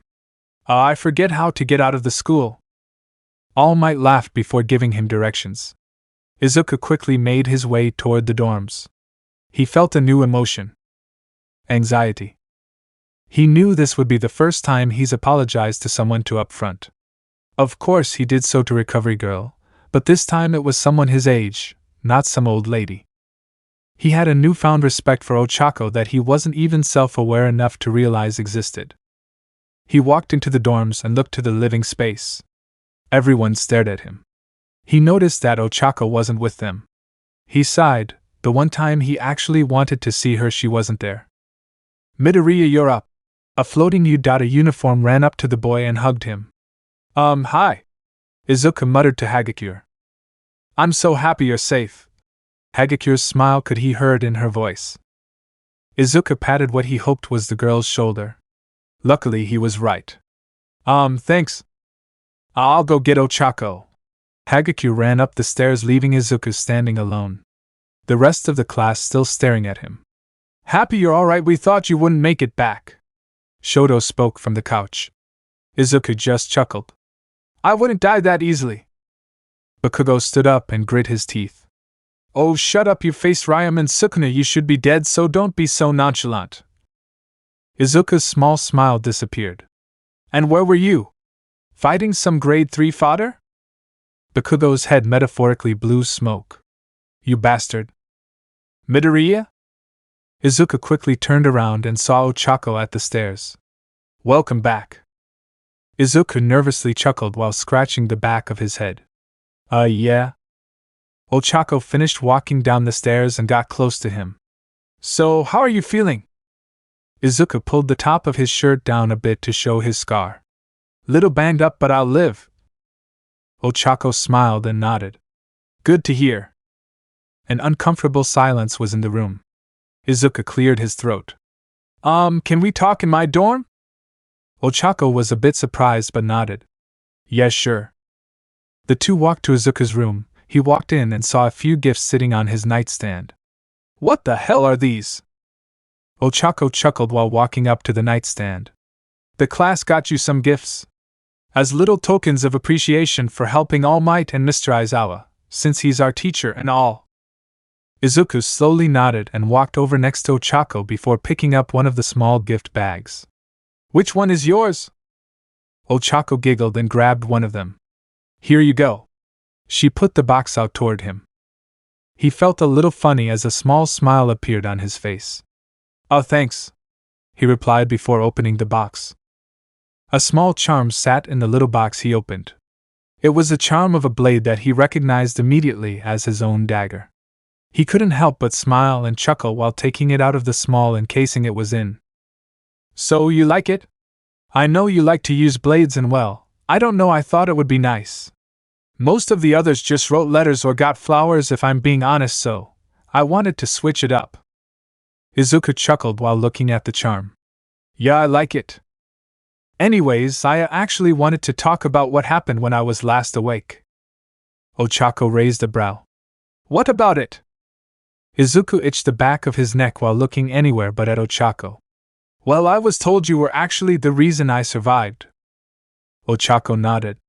Yeah, All Might brought me around to look for you. Once we found you, you were literally on the brink of death.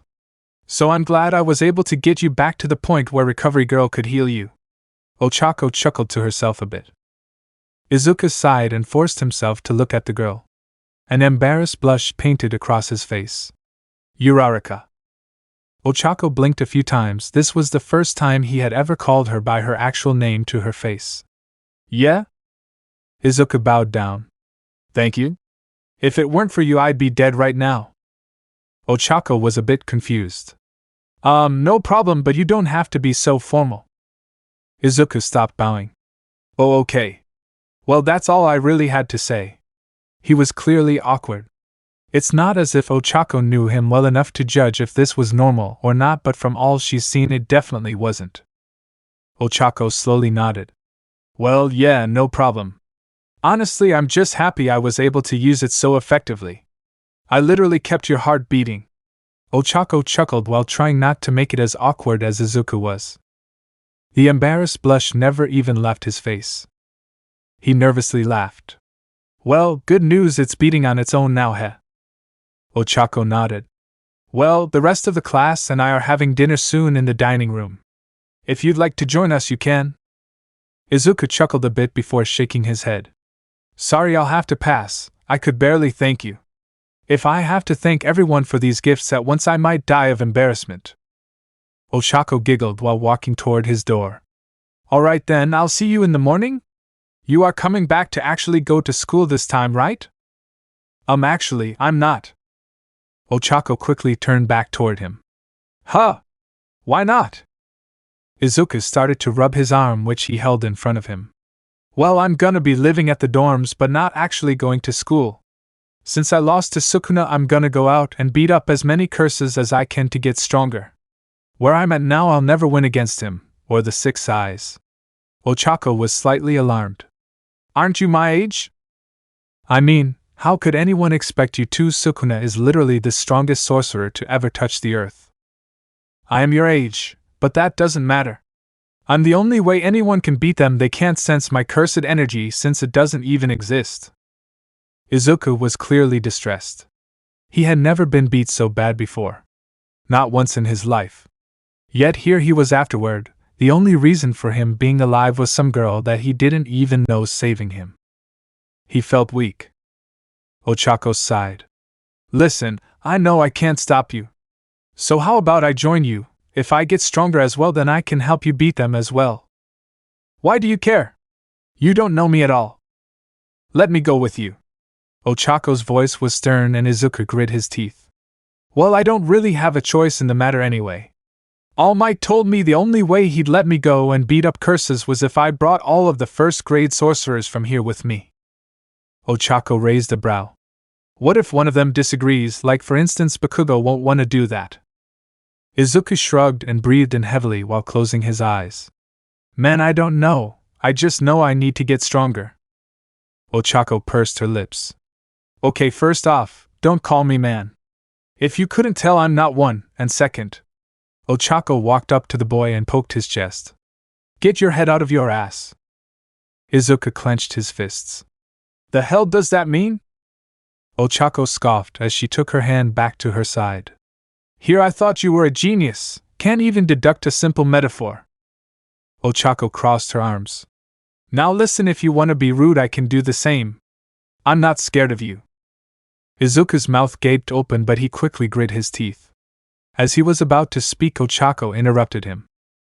You don't know how to fight. Yeah, you can put out more power than majority of everyone, but if you ran into a martial arts master, you'd lose. Uraraka, I'm faster than anyone else. How the hell? Don't Uraraka me. Izuku shut his mouth and scowled at the girl. If that was the case, then why isn't Sukuna or his vessel dead?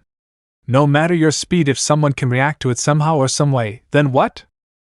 Izuku couldn't come up with an answer. Ochako stared into the boy's eyes. Midoriya, you're angry right now, aren't you? Izuku slowly nodded. Wanna know why that is? Izuku just stared at her, waiting for her to speak again. Because you know that I'm right. So instead of going out and beating up weak curses, stay here, learn fighting styles. Mr. Aizawa is a martial arts master. If you stay at Udade and learn how to really fight, not just throw hands. Ochako put a smug smile on her face. Then you'll be truly unbeatable. Chapter 11. So you're staying here? Izuku sat with his hand cupping his cheek, his elbow leaning on his windowsill. He looked out at the setting sun. Shoto was sat on Izuku's desk chair. He had come to the boys' room so that he could say hello, since he didn't really get to when he entered the dorms. Shoto had a small smile on his face. Well then, welcome back. Izuku glanced back at the boy before sighing. Thanks. Ochako had left over half an hour ago. The whole class had dinner, but Izuku was in his dorm. Pondering Ochako's words. It still was foreign for Izuku to find someone who seemed to actually care about him. Also foreign for someone to make him have an epiphany like she did. She was completely right. He couldn't beat Sukuna, not with how he was now. Even if he did become a martial artist with real fighting techniques, he didn't know if he'd win. It was really all up to him being the final nail in the coffin after All Might takes him on. He knew they'd have to separate All for One and Shigaraki. Now knowing that All for One was Sukuna's vessel, the future looked much more grim than it did previously. Izuku thought back to his battle with All for One. After he caught All for One off guard and ripped his blade through his face, the man didn't heal. He could only wonder if this would help him in the future battle. If Sukuna were powerful as legends told, then he could heal, right? But would he want to heal the man holding his soul hostage? Well, I'm gonna go, but I'll see you at school tomorrow, okay? Izuku snapped out of his thoughts and turned around to see Shoto standing up. He slowly nodded. Yeah man, see you then. Izuku turned back to the windowsill. You're thinking about Uraraka, aren't you? Izuku looked back again and saw Shoto staring at him. And what if I am? Shoto couldn't help but grin. You think it's weird, don't you? That she cares about you even though you don't know each other. Izuku chuckled. Read me like a book. Shoto nodded. She was the same for me. Earlier this year she pep-talked me constantly. Small flames popped up on the red-haired side of his face. Now I use my power to its fullest. Izuku sighed. It's just weird. At what point did that switch flip? Her demeanor completely changed in a matter of seconds. She matched your energy, didn't she?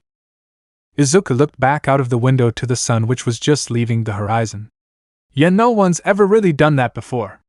He chuckled to himself.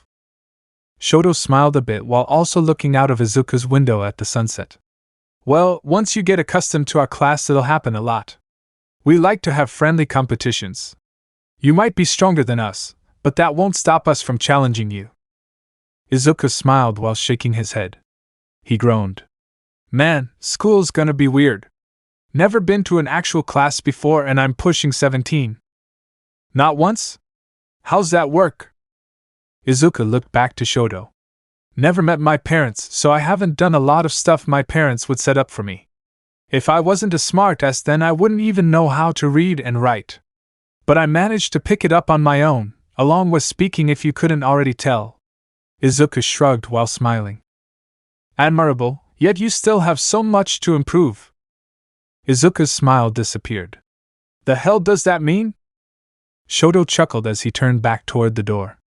You're very easy to set off, that's something you should work on. Shoto walked out and closed the door behind him. Izuku sighed. Since when could people actually get through to me, stupid brain?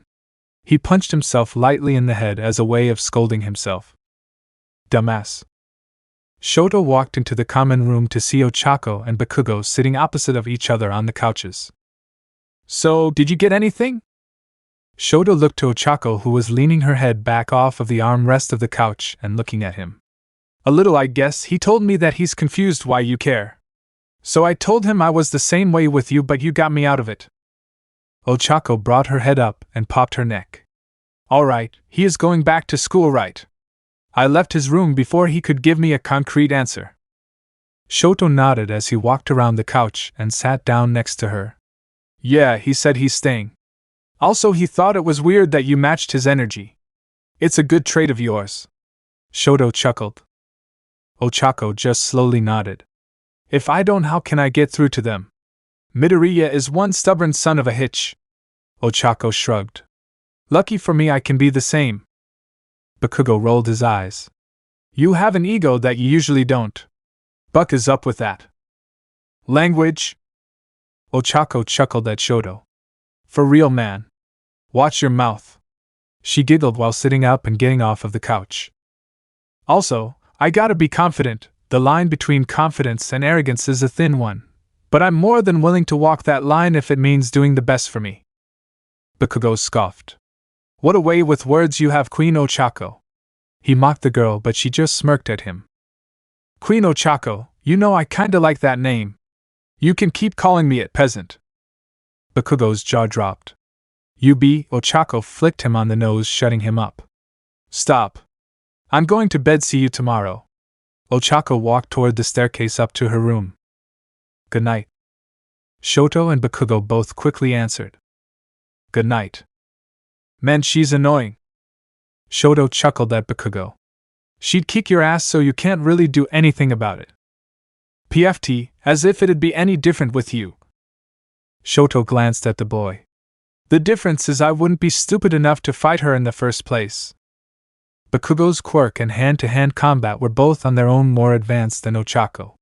But Ochako's curse technique, allowing her to reverse the zero-gravity effect and control the gravity at will, made her a force to be reckoned with. She was also really strong, like, unnaturally strong. Nothing compared to Izuku, of course, but her physical strength was anything but normal. Whatever, icy hot. I'm going to bed. Bakugo got up and walked to the stairway.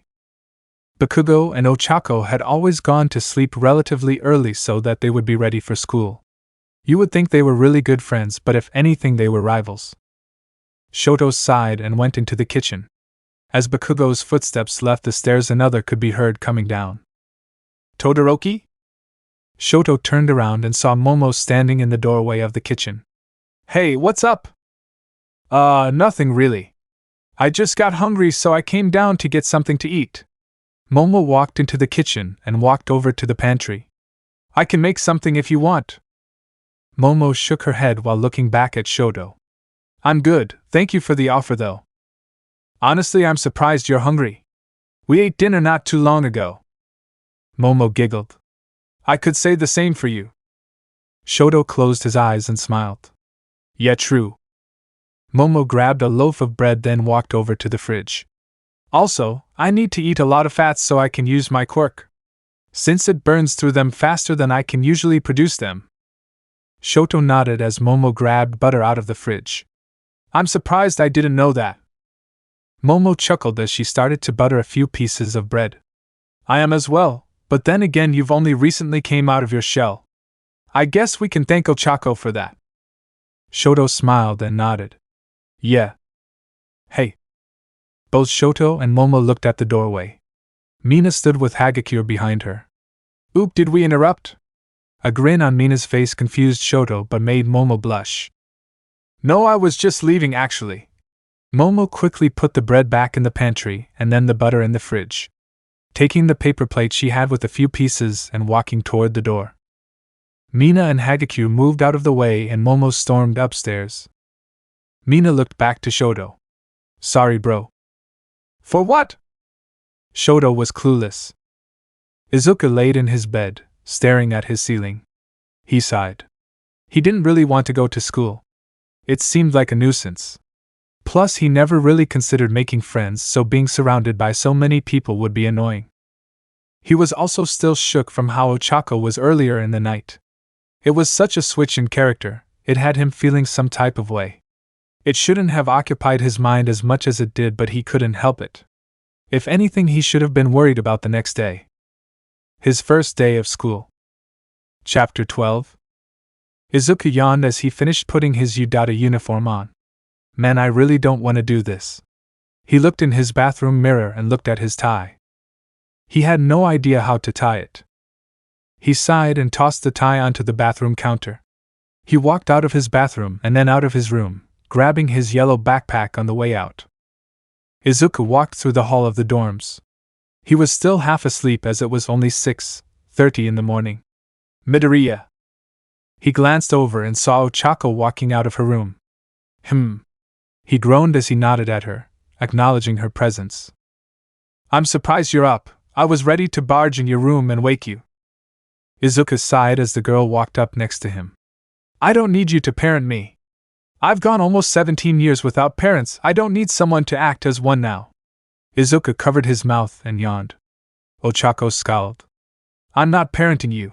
I'm trying to be a good friend. Izuku raised a brow. Who said that we were friends? Ochako scoffed. Fine, if you want it to be like that, it can be. She walked in front of him, and his body suddenly started to feel really heavy. He struggled to stay on his feet as it felt like the world was slowly pushing down at him. He looked forward at Ochako, who then looked back and smirked. The pressure lifted as she did, and Izuku rolled his eyes. That technique is really annoying. Ochako then froze in place. She turned her head to Izuku again. Oh yeah, here. She took a mask out of her pocket and tossed it to him. Izuku blinked a few times while looking at the mask. What's this? You're dead, so you can't be seen anywhere.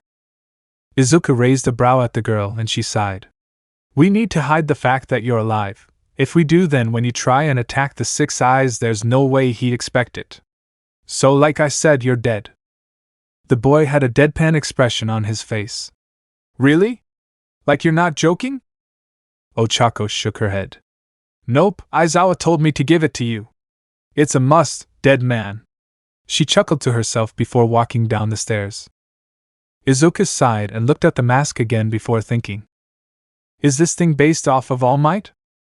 It was a green mask that could pull over his head. It had big ears that kind of reminded Izuku of a rabbit, but then also of All Might's hair. It also had a bottom piece that was obviously meant to be put over his mouth. He sighed to himself. He hated to admit, but he thought it was pretty cool.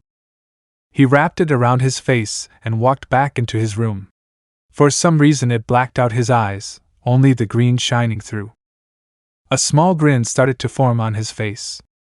What the hell are you doing? Izuku turned around and looked at Bakugo, who was glancing into his room. None of your business. Bakugo scoffed. Whatever, Deku. Izuku raised a brow. What the hell is a Deku? He jogged out of his room and followed Bakugo. Yo, explosion dude, why did you call me Deku? Bakugo ignored him as he walked down the stairs. Izuku was irritated. Hey, I'm talking to you. Bakugo glanced back. Because you're useless. Izuku raised a brow. How the hell am I useless? You couldn't beat Sukuna. Even though you're supposed to be one of the strongest special grades ever. Izuku was confused. Strongest special grades ever? Bakugo scoffed. Don't act like you aren't supposed to be the trap card. How could you beat the strongest if you couldn't even beat the former strongest? Bakugo's logic was obviously flawed. Deku, huh? Izuku chuckled to himself. You're a weird guy. If only your personality wasn't shit, maybe we could get along. Bakugo turned back to him, but before he could even see Izuku, the boy had disappeared. Izuku appeared in front of the Class 1A door. This door is comically large. Midoriya, glad to see you're early. Izuku looked over and saw a groggy-looking Aizawa with books in his hand. Aizawa, morning. Good morning. The man walked past Izuku and unlocked the classroom door. The man opened the door and Izuku appeared in a seat. Can you stop that? Izuku chuckled while putting his feet up onto the desk. Stop what? Moving so damn fast, there is no need for you to do that to get to a desk. Aizawa was annoyed. The boy would be hard to keep track of, and he knew that. A few seconds of silence went by before Momo enters the classroom. She looks at Izuku and is slightly surprised. Aizawa notices this. Surprised you aren't first, huh? Momo has a slightly embarrassed blush on her face as she looks over to her teacher. Yeah, a little bit. She walks over toward the boy. Standing next to him. Excuse me? Izuku raises a brow. What? You're in my seat. Izuku blinked a few times before looking over to Aizawa. Is she serious? Aizawa just slowly nodded in response to the boy's question. Izuku got up and wiped off the dirt from the desk with his hands. My apologies, Queen. The girl wasn't impressed as the boy chuckled to himself. Izuku looked around the room as Momo sat down. So, where the hell should I sit then? Aizawa pointed to the back row of the classroom. One single desk was placed. Izuku looked back at it, then to Aizawa again. You're joking, right? Aizawa blinked. Does it look like I'm joking? Izuku sighed and appeared in his seat instantly. Slowly but surely other students started to pool into the classroom.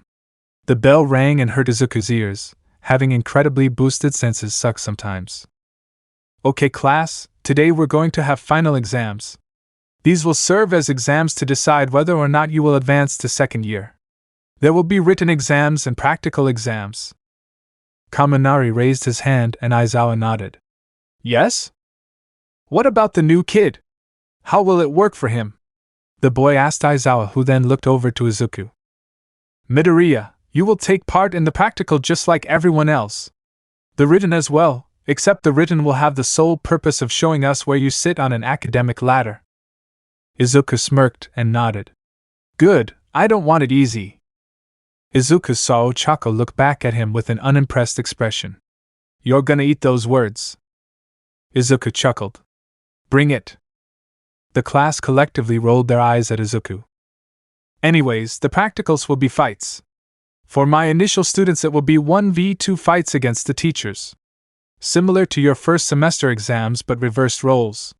You won't be expected to beat us, but you will be expected to put up a fight. Now, Izuku Midoriya. Aizawa's gaze switched over to Izuku, who was anticipating the man's words. You will have to beat the two teachers you're put against. Izuku smiled and started to stand up. Tell me who I'm fighting. Sit down, you aren't the main character. Izuku looked over to Bakugo, who was standing up and pointing at him. Izuku scoffed. What are you gonna do, you little bee? Izuku's words were slurred as he slowly fell onto his side. What the hell is that? He glanced up at the front of the classroom and saw a woman who looked to be a teacher. Except her hero costume would suggest she was a hex worker. This kid's just as loud as Bakugo. Before Izuku passed out, he heard Aizawa sigh. That doesn't mean you need to use your quirk midnight. Ochako looked at Izuku, who was on the floor, and chuckled. I guess those superhuman senses work against him sometimes. She thought to herself as she got up and walked over to him. She hoisted him up and onto his desk chair. His head thumped against the desk and the class had a small laugh. Thank you, Uraraka. Aizawa thanked the girl and she just nodded and walked back to her seat. All right, we can leave him here. He'll find us when he wakes up. Let's go, everyone. Everyone got up out of their seats and left. A few minutes went by and Ochako walked back into the room, sighing as she did so. She walked up to Izuku and picked him up, once again hoisting him over her shoulder. Of course, I lost rock, paper, scissors to decide who carried him. Chapter 13. Izuku woke up and yawned. That was a nice nap. He looked around and saw that the class was standing a couple yards in front of him at a window. He stood up and stretched. What's going on? He said to no one in particular. Kaminari glanced back at him. The last team is fighting their final exam battle, the boy said before turning back to the window. Izuku nodded a few times while walking up next to the yellow-haired boy. Who's fighting? Kaminari turned toward Izuku and observed as he walked up to the students. Kaminari shrugged while looking back to the battle. Uraraka, Todoroki, and Bakugo versus All Might. A 3-on-1?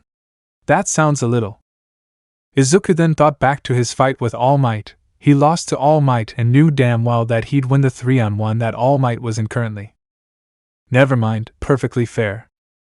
Ochako jumped over Bakugo and closed both of her fists, putting them into a club-like position, aiming at All Might's head. As All Might was about to dodge, Shoto froze his feet. He went to jump and the ice cracked slightly, but held him down. Izuku watched in awe. No way All Might lost? Ochako clobbered All Might on the head. Her fists didn't bring him down though. All Might looked at the ground before a small chuckle could be heard. You're gonna have to do more than that. All Might looked up at Ochako, whose heart sank. All Might then punched Ochako in the gut and broke himself out of the ice. A small smile appeared on Izuku's face, even if he didn't notice it. Ochako flew back and hit a building. Blood splattered out of her mouth as she became dizzy. Damn, Bakugo could be heard almost laughing as he used his explosions to propel himself into the air and expel the dust that had gathered due to Ochako smashing into the building. All Might appeared in front of the boy. It's not nice to laugh at your classmates. Before Bakugo could react, he was punched in the chin and sent into the air. Before All Might could follow up, Shoto was seen gliding along his ice. He grabbed Bakugo in the air and made a path down to the ground. All Might punched the ice, breaking it. He then looked at Shoto and Bakugo, who were recuperating. Distract him. Shoto mumbled, with Bakugo just nodding while wiping his mouth with the backside of his hand. The two ran in zigzags back and forth toward All Might, who was surprised at the sudden coordination. Bakugo and Shoto appeared in front of the man, both with their fists behind them in a punching motion. Shoto's fist lit into flames and Bakugo smiled as he disconnected his grenade-shaped support tool, which held his nitroglycerin like sweat inside. Bakugo grinned. Hey All Might. My sweat is just like nitroglycerin, wanna know what that means? Shoto's flame reached the grenade-like object, and All Might's eyes widened as he put up an X with his forearms in front of his face. Both Shoto and Bakugo yelled. That means it's highly combustible. The flames touched the grenade-like object and instantly exploded. All of the pressure from the sweat and flames combining, leading to an explosion bigger than Bakugo could ever produce on his own. Bakugo and Shoto were immediately thrown back by the explosion, almost instantly being knocked unconscious. All Might opened his eyes and breathed in heavily as the area had been engulfed in flames. He saw both boys unconscious and smiled. I guess you bit off more than you could chew. He then looked around for Ochako. But he couldn't see her. A small spark could be heard, and All Might immediately turned around to see Ochako with her eyes almost painted red and a smile on her face as she threw a punch. Black flash. All Might got hit in the gut and flew backward toward Bakugo and Shoto's unconscious bodies. The blood dripping down Ochako's mouth worried All Might, but seeing her current state, he knew she was fine. All Might coughed up blood. This young woman really is something, he thought to himself as the girl appeared in front of him and threw another punch. All Might caught this punch and kicked Ochako's ankle, making her lose her footing. She jumped back and could be seen visibly tired. All Might got to his feet and smiled. You truly are strong, young Uraraka. Ochako smiled. Remember the rules, All Might. She raised both of her hands in front of her. If it comes down to a 1v1, I'm allowed to use all I need to win. All Might slowly grinned as he mimicked her movements. Domain expansion. Both domains opened. What looked to be the Grand Canyon on All Might's side, and the normal pink atmosphere of Ochako's. Both had almost crazed smiles on their faces as the domains clashed. Normally Ochako would have lost this instantly, but All Might, being so weakened by the likes of Bakugo and Shoto, made this a much more fair fight. The domains both stopped and both participants in the clash struggled to stay afoot. Ochako's smile didn't fade. Perfect. Ochako ran up to her teacher and dodged a weak punch thrown by him. She punched him in the torso and then slid behind him. She kicked his valve, causing him to crash onto one knee, where she then locked his arm behind his back before jumping around and kneeing him in the face. Blood splattered out of his nose. Izuku and the other students watched in awe. Izuku especially. She's way stronger than I remember. She is, Kaminari responded to Izuku's accidentally out loud monologue. Izuku could feel himself heating up in embarrassment but continued to watch the fight. Ochako went to grab the restraints that were in her pocket only to find that they weren't. Her eyes widened as she looked back to the rubble of the building she had been in before. Sure, before she could finish her thought, she was punched in the gut and sent flying back. All Might got to his feet and smiled. You really gave me a run for my money. Your generation is really amazing. All Might then encased his fists in cursed energy. Curse technique.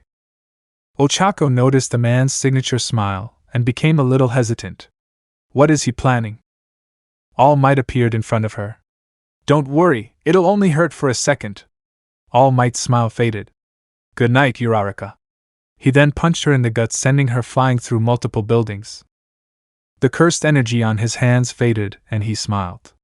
Sorry, Aizawa, but I couldn't just sit by and lose to a student while I was trying. All of the students looked to Aizawa as the man sighed. Grab everyone and bring them to Recovery Girl. He then looked over to Izuku. You're up, kid. It'll be a 2v1 inch. Izuku smiled. He looked forward to fighting. Midnight and Present Mike versus you. Izuku raised a brow. This seems too easy. Chapter 14. Izuku stood on the battlefield across from the two teachers, both who had smiles on their faces. Match start. Izuku stood still, analyzing his opponent's moves. Mike pulled a mask out of his back pocket and put it on. A ventilation mask? Midnight then grinned. Come here, young man. Don't leave a woman waiting. She started to walk toward Izuku. Izuku grinned and instantly appeared in front of Midnight. Before he could punch, Present Mike yelled using his quirk. Izuku's eyes twitched as he clapped his hands over his ears. Whilst Izuku's heightened senses were a gift, if used against him, they might as well be a curse. Midnight spin kicked the boy in the mouth, causing him to fall to the ground. His hands fell off of his ears and Present Mike's yelling caused his eardrums to almost burst. He started to yell as well due to the sheer pain it caused him. Midnight walked over the boy and kneeled down, almost sitting on top of him. She had a devious grin on her face. Izuku looked at her as his eyes continued to twitch. He couldn't hear what she said but could read her lips. Go to sleep, young man. Midnight brought her sleeve up and her quirk activated. Izuku immediately smashed his hands over his nose. He continued to yell as the noise of Mike's voice made his ears start to bleed. Aizawa cringed as he was tempted to end the match. It looked like borderline torture. That was until he saw Izuku slightly grin. He kicked Midnight back, who flew into Present Mike. He stood up. His eardrums had burst, he couldn't hear anything but a ringing sound that replayed in his head. He laughed, sounding way louder and crazier than he could tell, because he couldn't hear. Both Midnight and Present Mike looked at the boy with a small sense of fear. Midnight then released her quirk gas surrounding her and Mike. He can't get to us without falling asleep. We have to make this a draw, she said to the man, who nodded. Izuku smiled as he ripped off his shirt. He ripped it into pieces and started to wrap some of it around his head, mouth, and nose. You surprised me. Midnight and Mike stared at the boy as he spoke. You took advantage of my heightened senses to get an advantage. It's smart. The boy continued to smile as he tied the knot behind his head, securing the portion of his shirt onto his face. But that isn't enough to take me down. While you sat on me, I was brainstorming what to use. Your quirk gave me the idea. You pulled up your sleeve, and in that moment I knew what to do. Even if I busted my ears while I was at it. I've faced the king of curses himself, so a few busted eardrums feels like nothing. Izuku blitzed the duo with a horrifying grin on his face. He kicked Midnight back into a building and then looked to Mike. This is for my ears. Izuku punched the man straight in the nose, breaking the bone and sending the man flying. He tensed up and shook a bit while adjusting his jaw. Not being able to hear felt weird. He looked up to the spectator's room and tilted his head. He saw Aizawa suiting up. He then felt a tap on his leg and looked down to see Principal Niza. Oh, hi, the boy said as Niza pulled out a pen and paper. He then started to write. He turned the piece of paper to Izuku after a few seconds. Now for your second match. You versus Aizawa and I. Izuku's eyes widened. I have 2 matches? Niza nodded while covering his ears. Can I be healed beforehand? Niza shook his head no as he turned and walked toward his construction-like looking equipment. Shit, this is bad. I can't hear anything. How will I? Oh yeah, I can just punch them. Izuku then chuckled to himself as Aizawa got onto the battlefield. Aizawa then started signing something. Izuku titled his head confused. Mr. Aizawa knows sign language?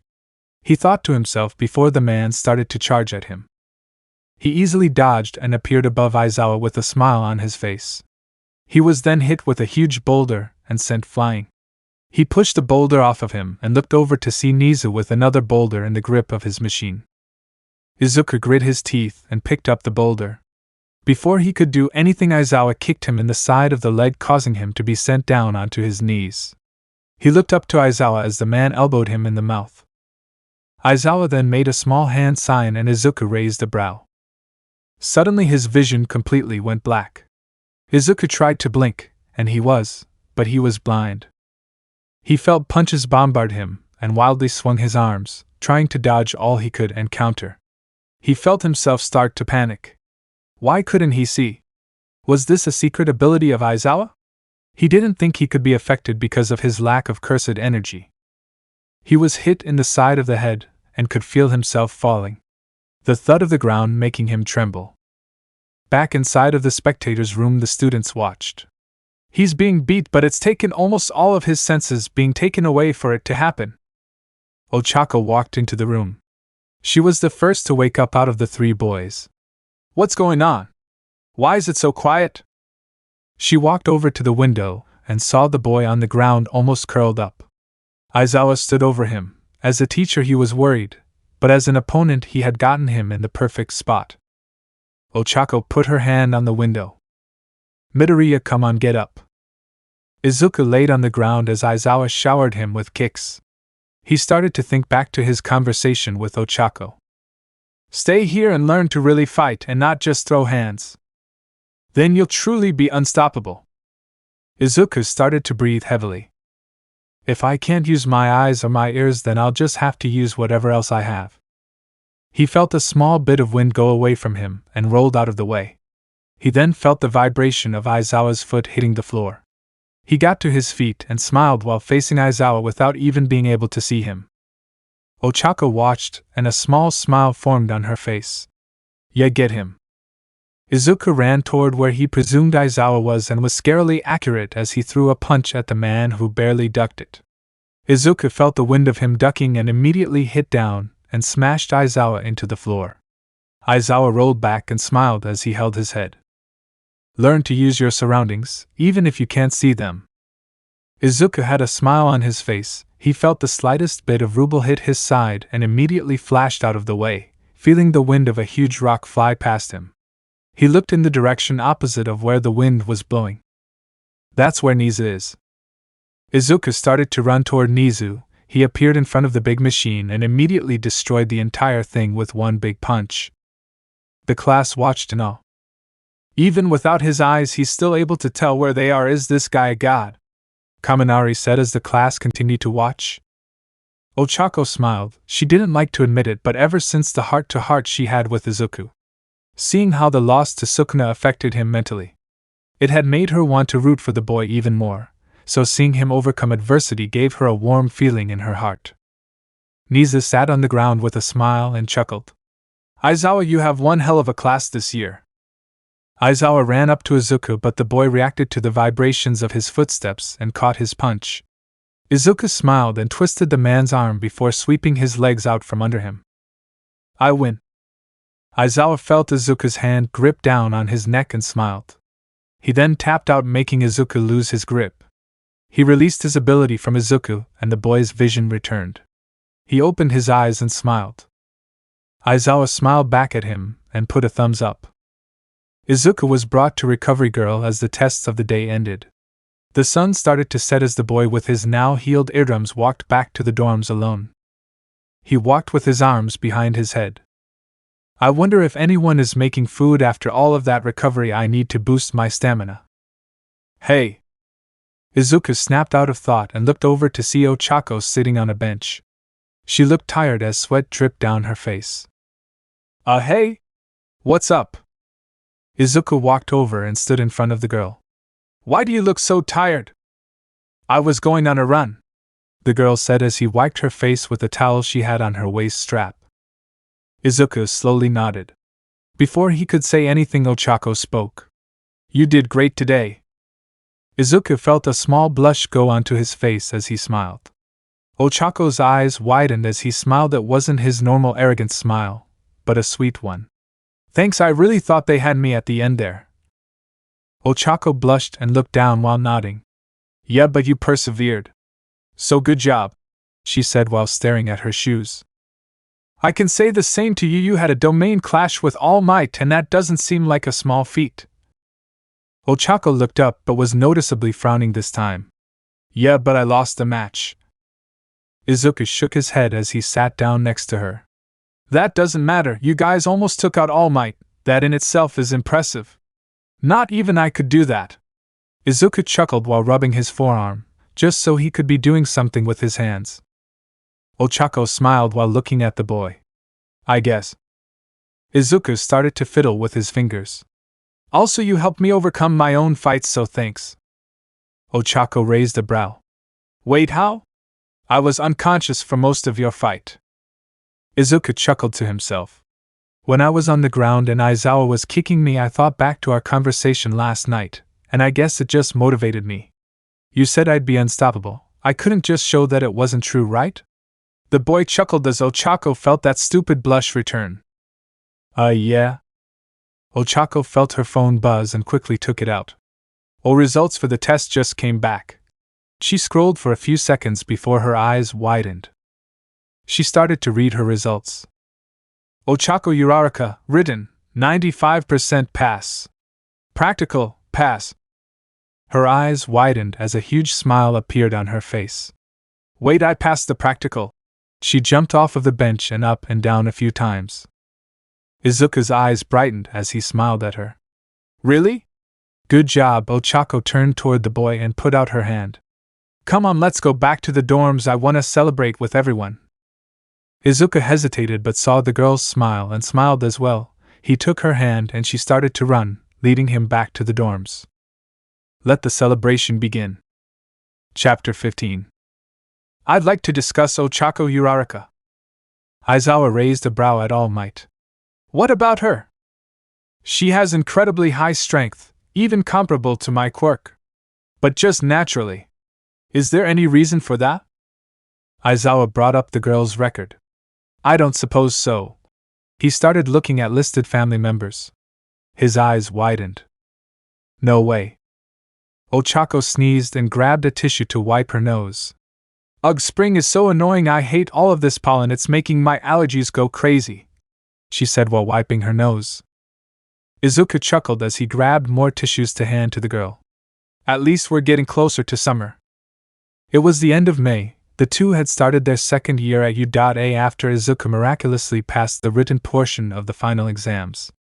Even without being there the entire year, truly a testament to his genius. Yeah, I guess, still it's annoying while it's still around, Ochako replied as she stood up.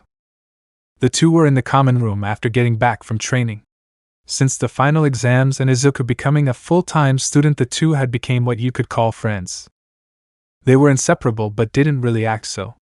Meaning that they were always together, but not always intentionally.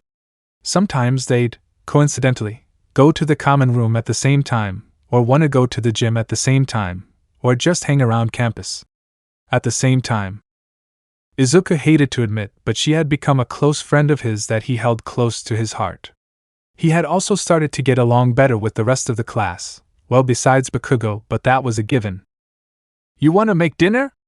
Ochako asked the boy as she stretched. Izuku chuckled in response while also standing up. With how much sniffling you're doing, I think it'd be better if you stayed away from the food. Last thing we need is the entire class getting sick. Ochako sighed. You're right, and I hate that, she told the boy, who giggled back at her. I'm always right.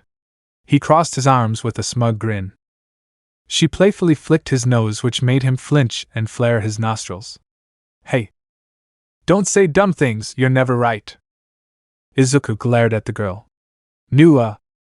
Ochako put her hands on her hips and leaned to the side slightly. Yaha! Bakugo sighed as he walked into the common room. Can you guys stop flirting? I'm gonna make dinner, so shut up, he said before passing by the two who had started to blush. Shoto walked into the room and looked at the two who were still blushing while facing away from each other. Do I even want to know what happened? Ochako looked over to him. Just Katsuki being an idiot as per usual. Izuku nodded in agreement, while having his eyes closed. Shoto just nervously chuckled. Sounds like him. Anyways, I'm gonna help with dinner. I'll see you guys soon, Shoto said before walking into the kitchen. Ochako sighed and looked over to Izuku, who had pulled out his phone. She raised a brow. What ya doing? She asked him as she peered over his shoulder at the boy's phone. Ochako saw his phone, and then slowly gazed toward Izuku's blushing face. Listen, I didn't know what to do. Ochako busted out laughing, falling onto the couch and holding her stomach while doing so. Midoriya, you don't have to pretend to do things, She continued to laugh. Izuku smiled but looked away and shook his head. Yeah, whatever. Izuku had been on the weather app trying to seem like he was actually doing something. Momo watched from the edge of the stairwell. She was standing next to Jiro. Those two sure have gotten close, haven't they? Momo said to the purple-haired girl who just hummed in agreement. I wonder if she likes him. Momo looked over to Jiro, surprised to hear that sort of conversation started by her. Oh, I'm not sure, she said to Jiro as she continued to watch Ochako chuckle with Izuku still being embarrassed. It's only been 2 or 3 months since they met, but they do seem to get along. Well, whatever, I'm gonna go watch TV, Jiro said, starting to walk farther into the common room. The dorm door opened and there stood All Might. He looked over and saw Izuku and Ochako talking again. Mr. Midoriya, may I speak with you? Izuku quickly looked over to the tall man and blinked a few times. What about old man? The boy replies with All Might rolling his eyes in response. I want you to meet someone. He's a member of Class 1B and I think his curse technique could definitely help in our battle against Sukuna. Ochako looked over to Izuku, who had gone noticeably quiet. She looked at the boy's hand and saw a slight tremble. It made sense that Izuku was shaky about the subject of Sukuna. After all, it was the only battle he had ever truly lost. Even if it was mainly a loss to All for One. All Might waited for a reply from Izuku. So, would you? Can I come with you guys? Both Izuku and All Might looked over to Ochako. Yeah? All Might replied with a smile. Ochako smiled and nodded before looking to Izuku. She then slowly offered her hand. Let's go. She continued to smile. Izuku felt a small smile appear on his face before grabbing her hand. Yeah, let's. All Might turned away. Follow me. The trio then walked to the Class 1B dorms. Outside stood a boy a couple inches taller than Izuku. All Might smiled. Monoma, thank you for waiting. The boy looked over to the trio and raised a brow. What's she doing here? He asked while looking at Ochako. She decided to tag along. She's also the closest thing to a special grade in the first year of Udate, so she should know in on the plan. Is Izuku Midoriya not special grade? All Might chuckled. He is, just hasn't been confirmed as one. So, Izuku returned to his normal confrontational self. Who the hell are you? He let go of Ochako's hand and crossed his arms. Momona slowly grinned. Nito Monoma. He offered a hand. I've heard a lot about you. Izuku raised a brow. He kept his arms crossed. What's your power? You got a quirk or are you more of a sorcerer? Monoma chuckled as he put his hand down to his side. Both. I'm similar to Shota Aizawa in the sense that I have a curse technique that is almost just like my quirk. Well then, spit it out, what is your power? Monoma's smile left his face. I can copy any power I come into contact with. Up to 5 different quirks, and 5 different curse techniques. Izuku slowly smirked. And you want to see if you can copy my senses, is that right? Monoma closed his eyes and shook his head. Maybe what they say is right. You're one smart person. That's a logical conclusion to come to, but you're wrong. Izuku was slightly taken back. Elaborate? Monoma smiled while looking down at Izuku. I'm well aware you have a heavenly restriction. We both know it doesn't classify as a curse technique nor a quirk, so it would be in vain to try and copy it. His smile became wider. But you knew that, didn't you, Midoriya? Izuku scoffed. I did. Ochako and All Might watched the conversation, both confused on why they each seemed to want to be better than the other. Ochako knew Monoma was just like that, same with Izuku to an extent, but seeing them butt heads wasn't something she expected. Anyways, All Might said, causing the 3 students to look over at him. Monoma here can copy Ryaman Sukuna's technique. At first we questioned if he could. Then we found out about a long-gone jujitsu sorcerer from the last time that Ryaman Sukuna was cornered and thought to be killed. Yuta Okatsu.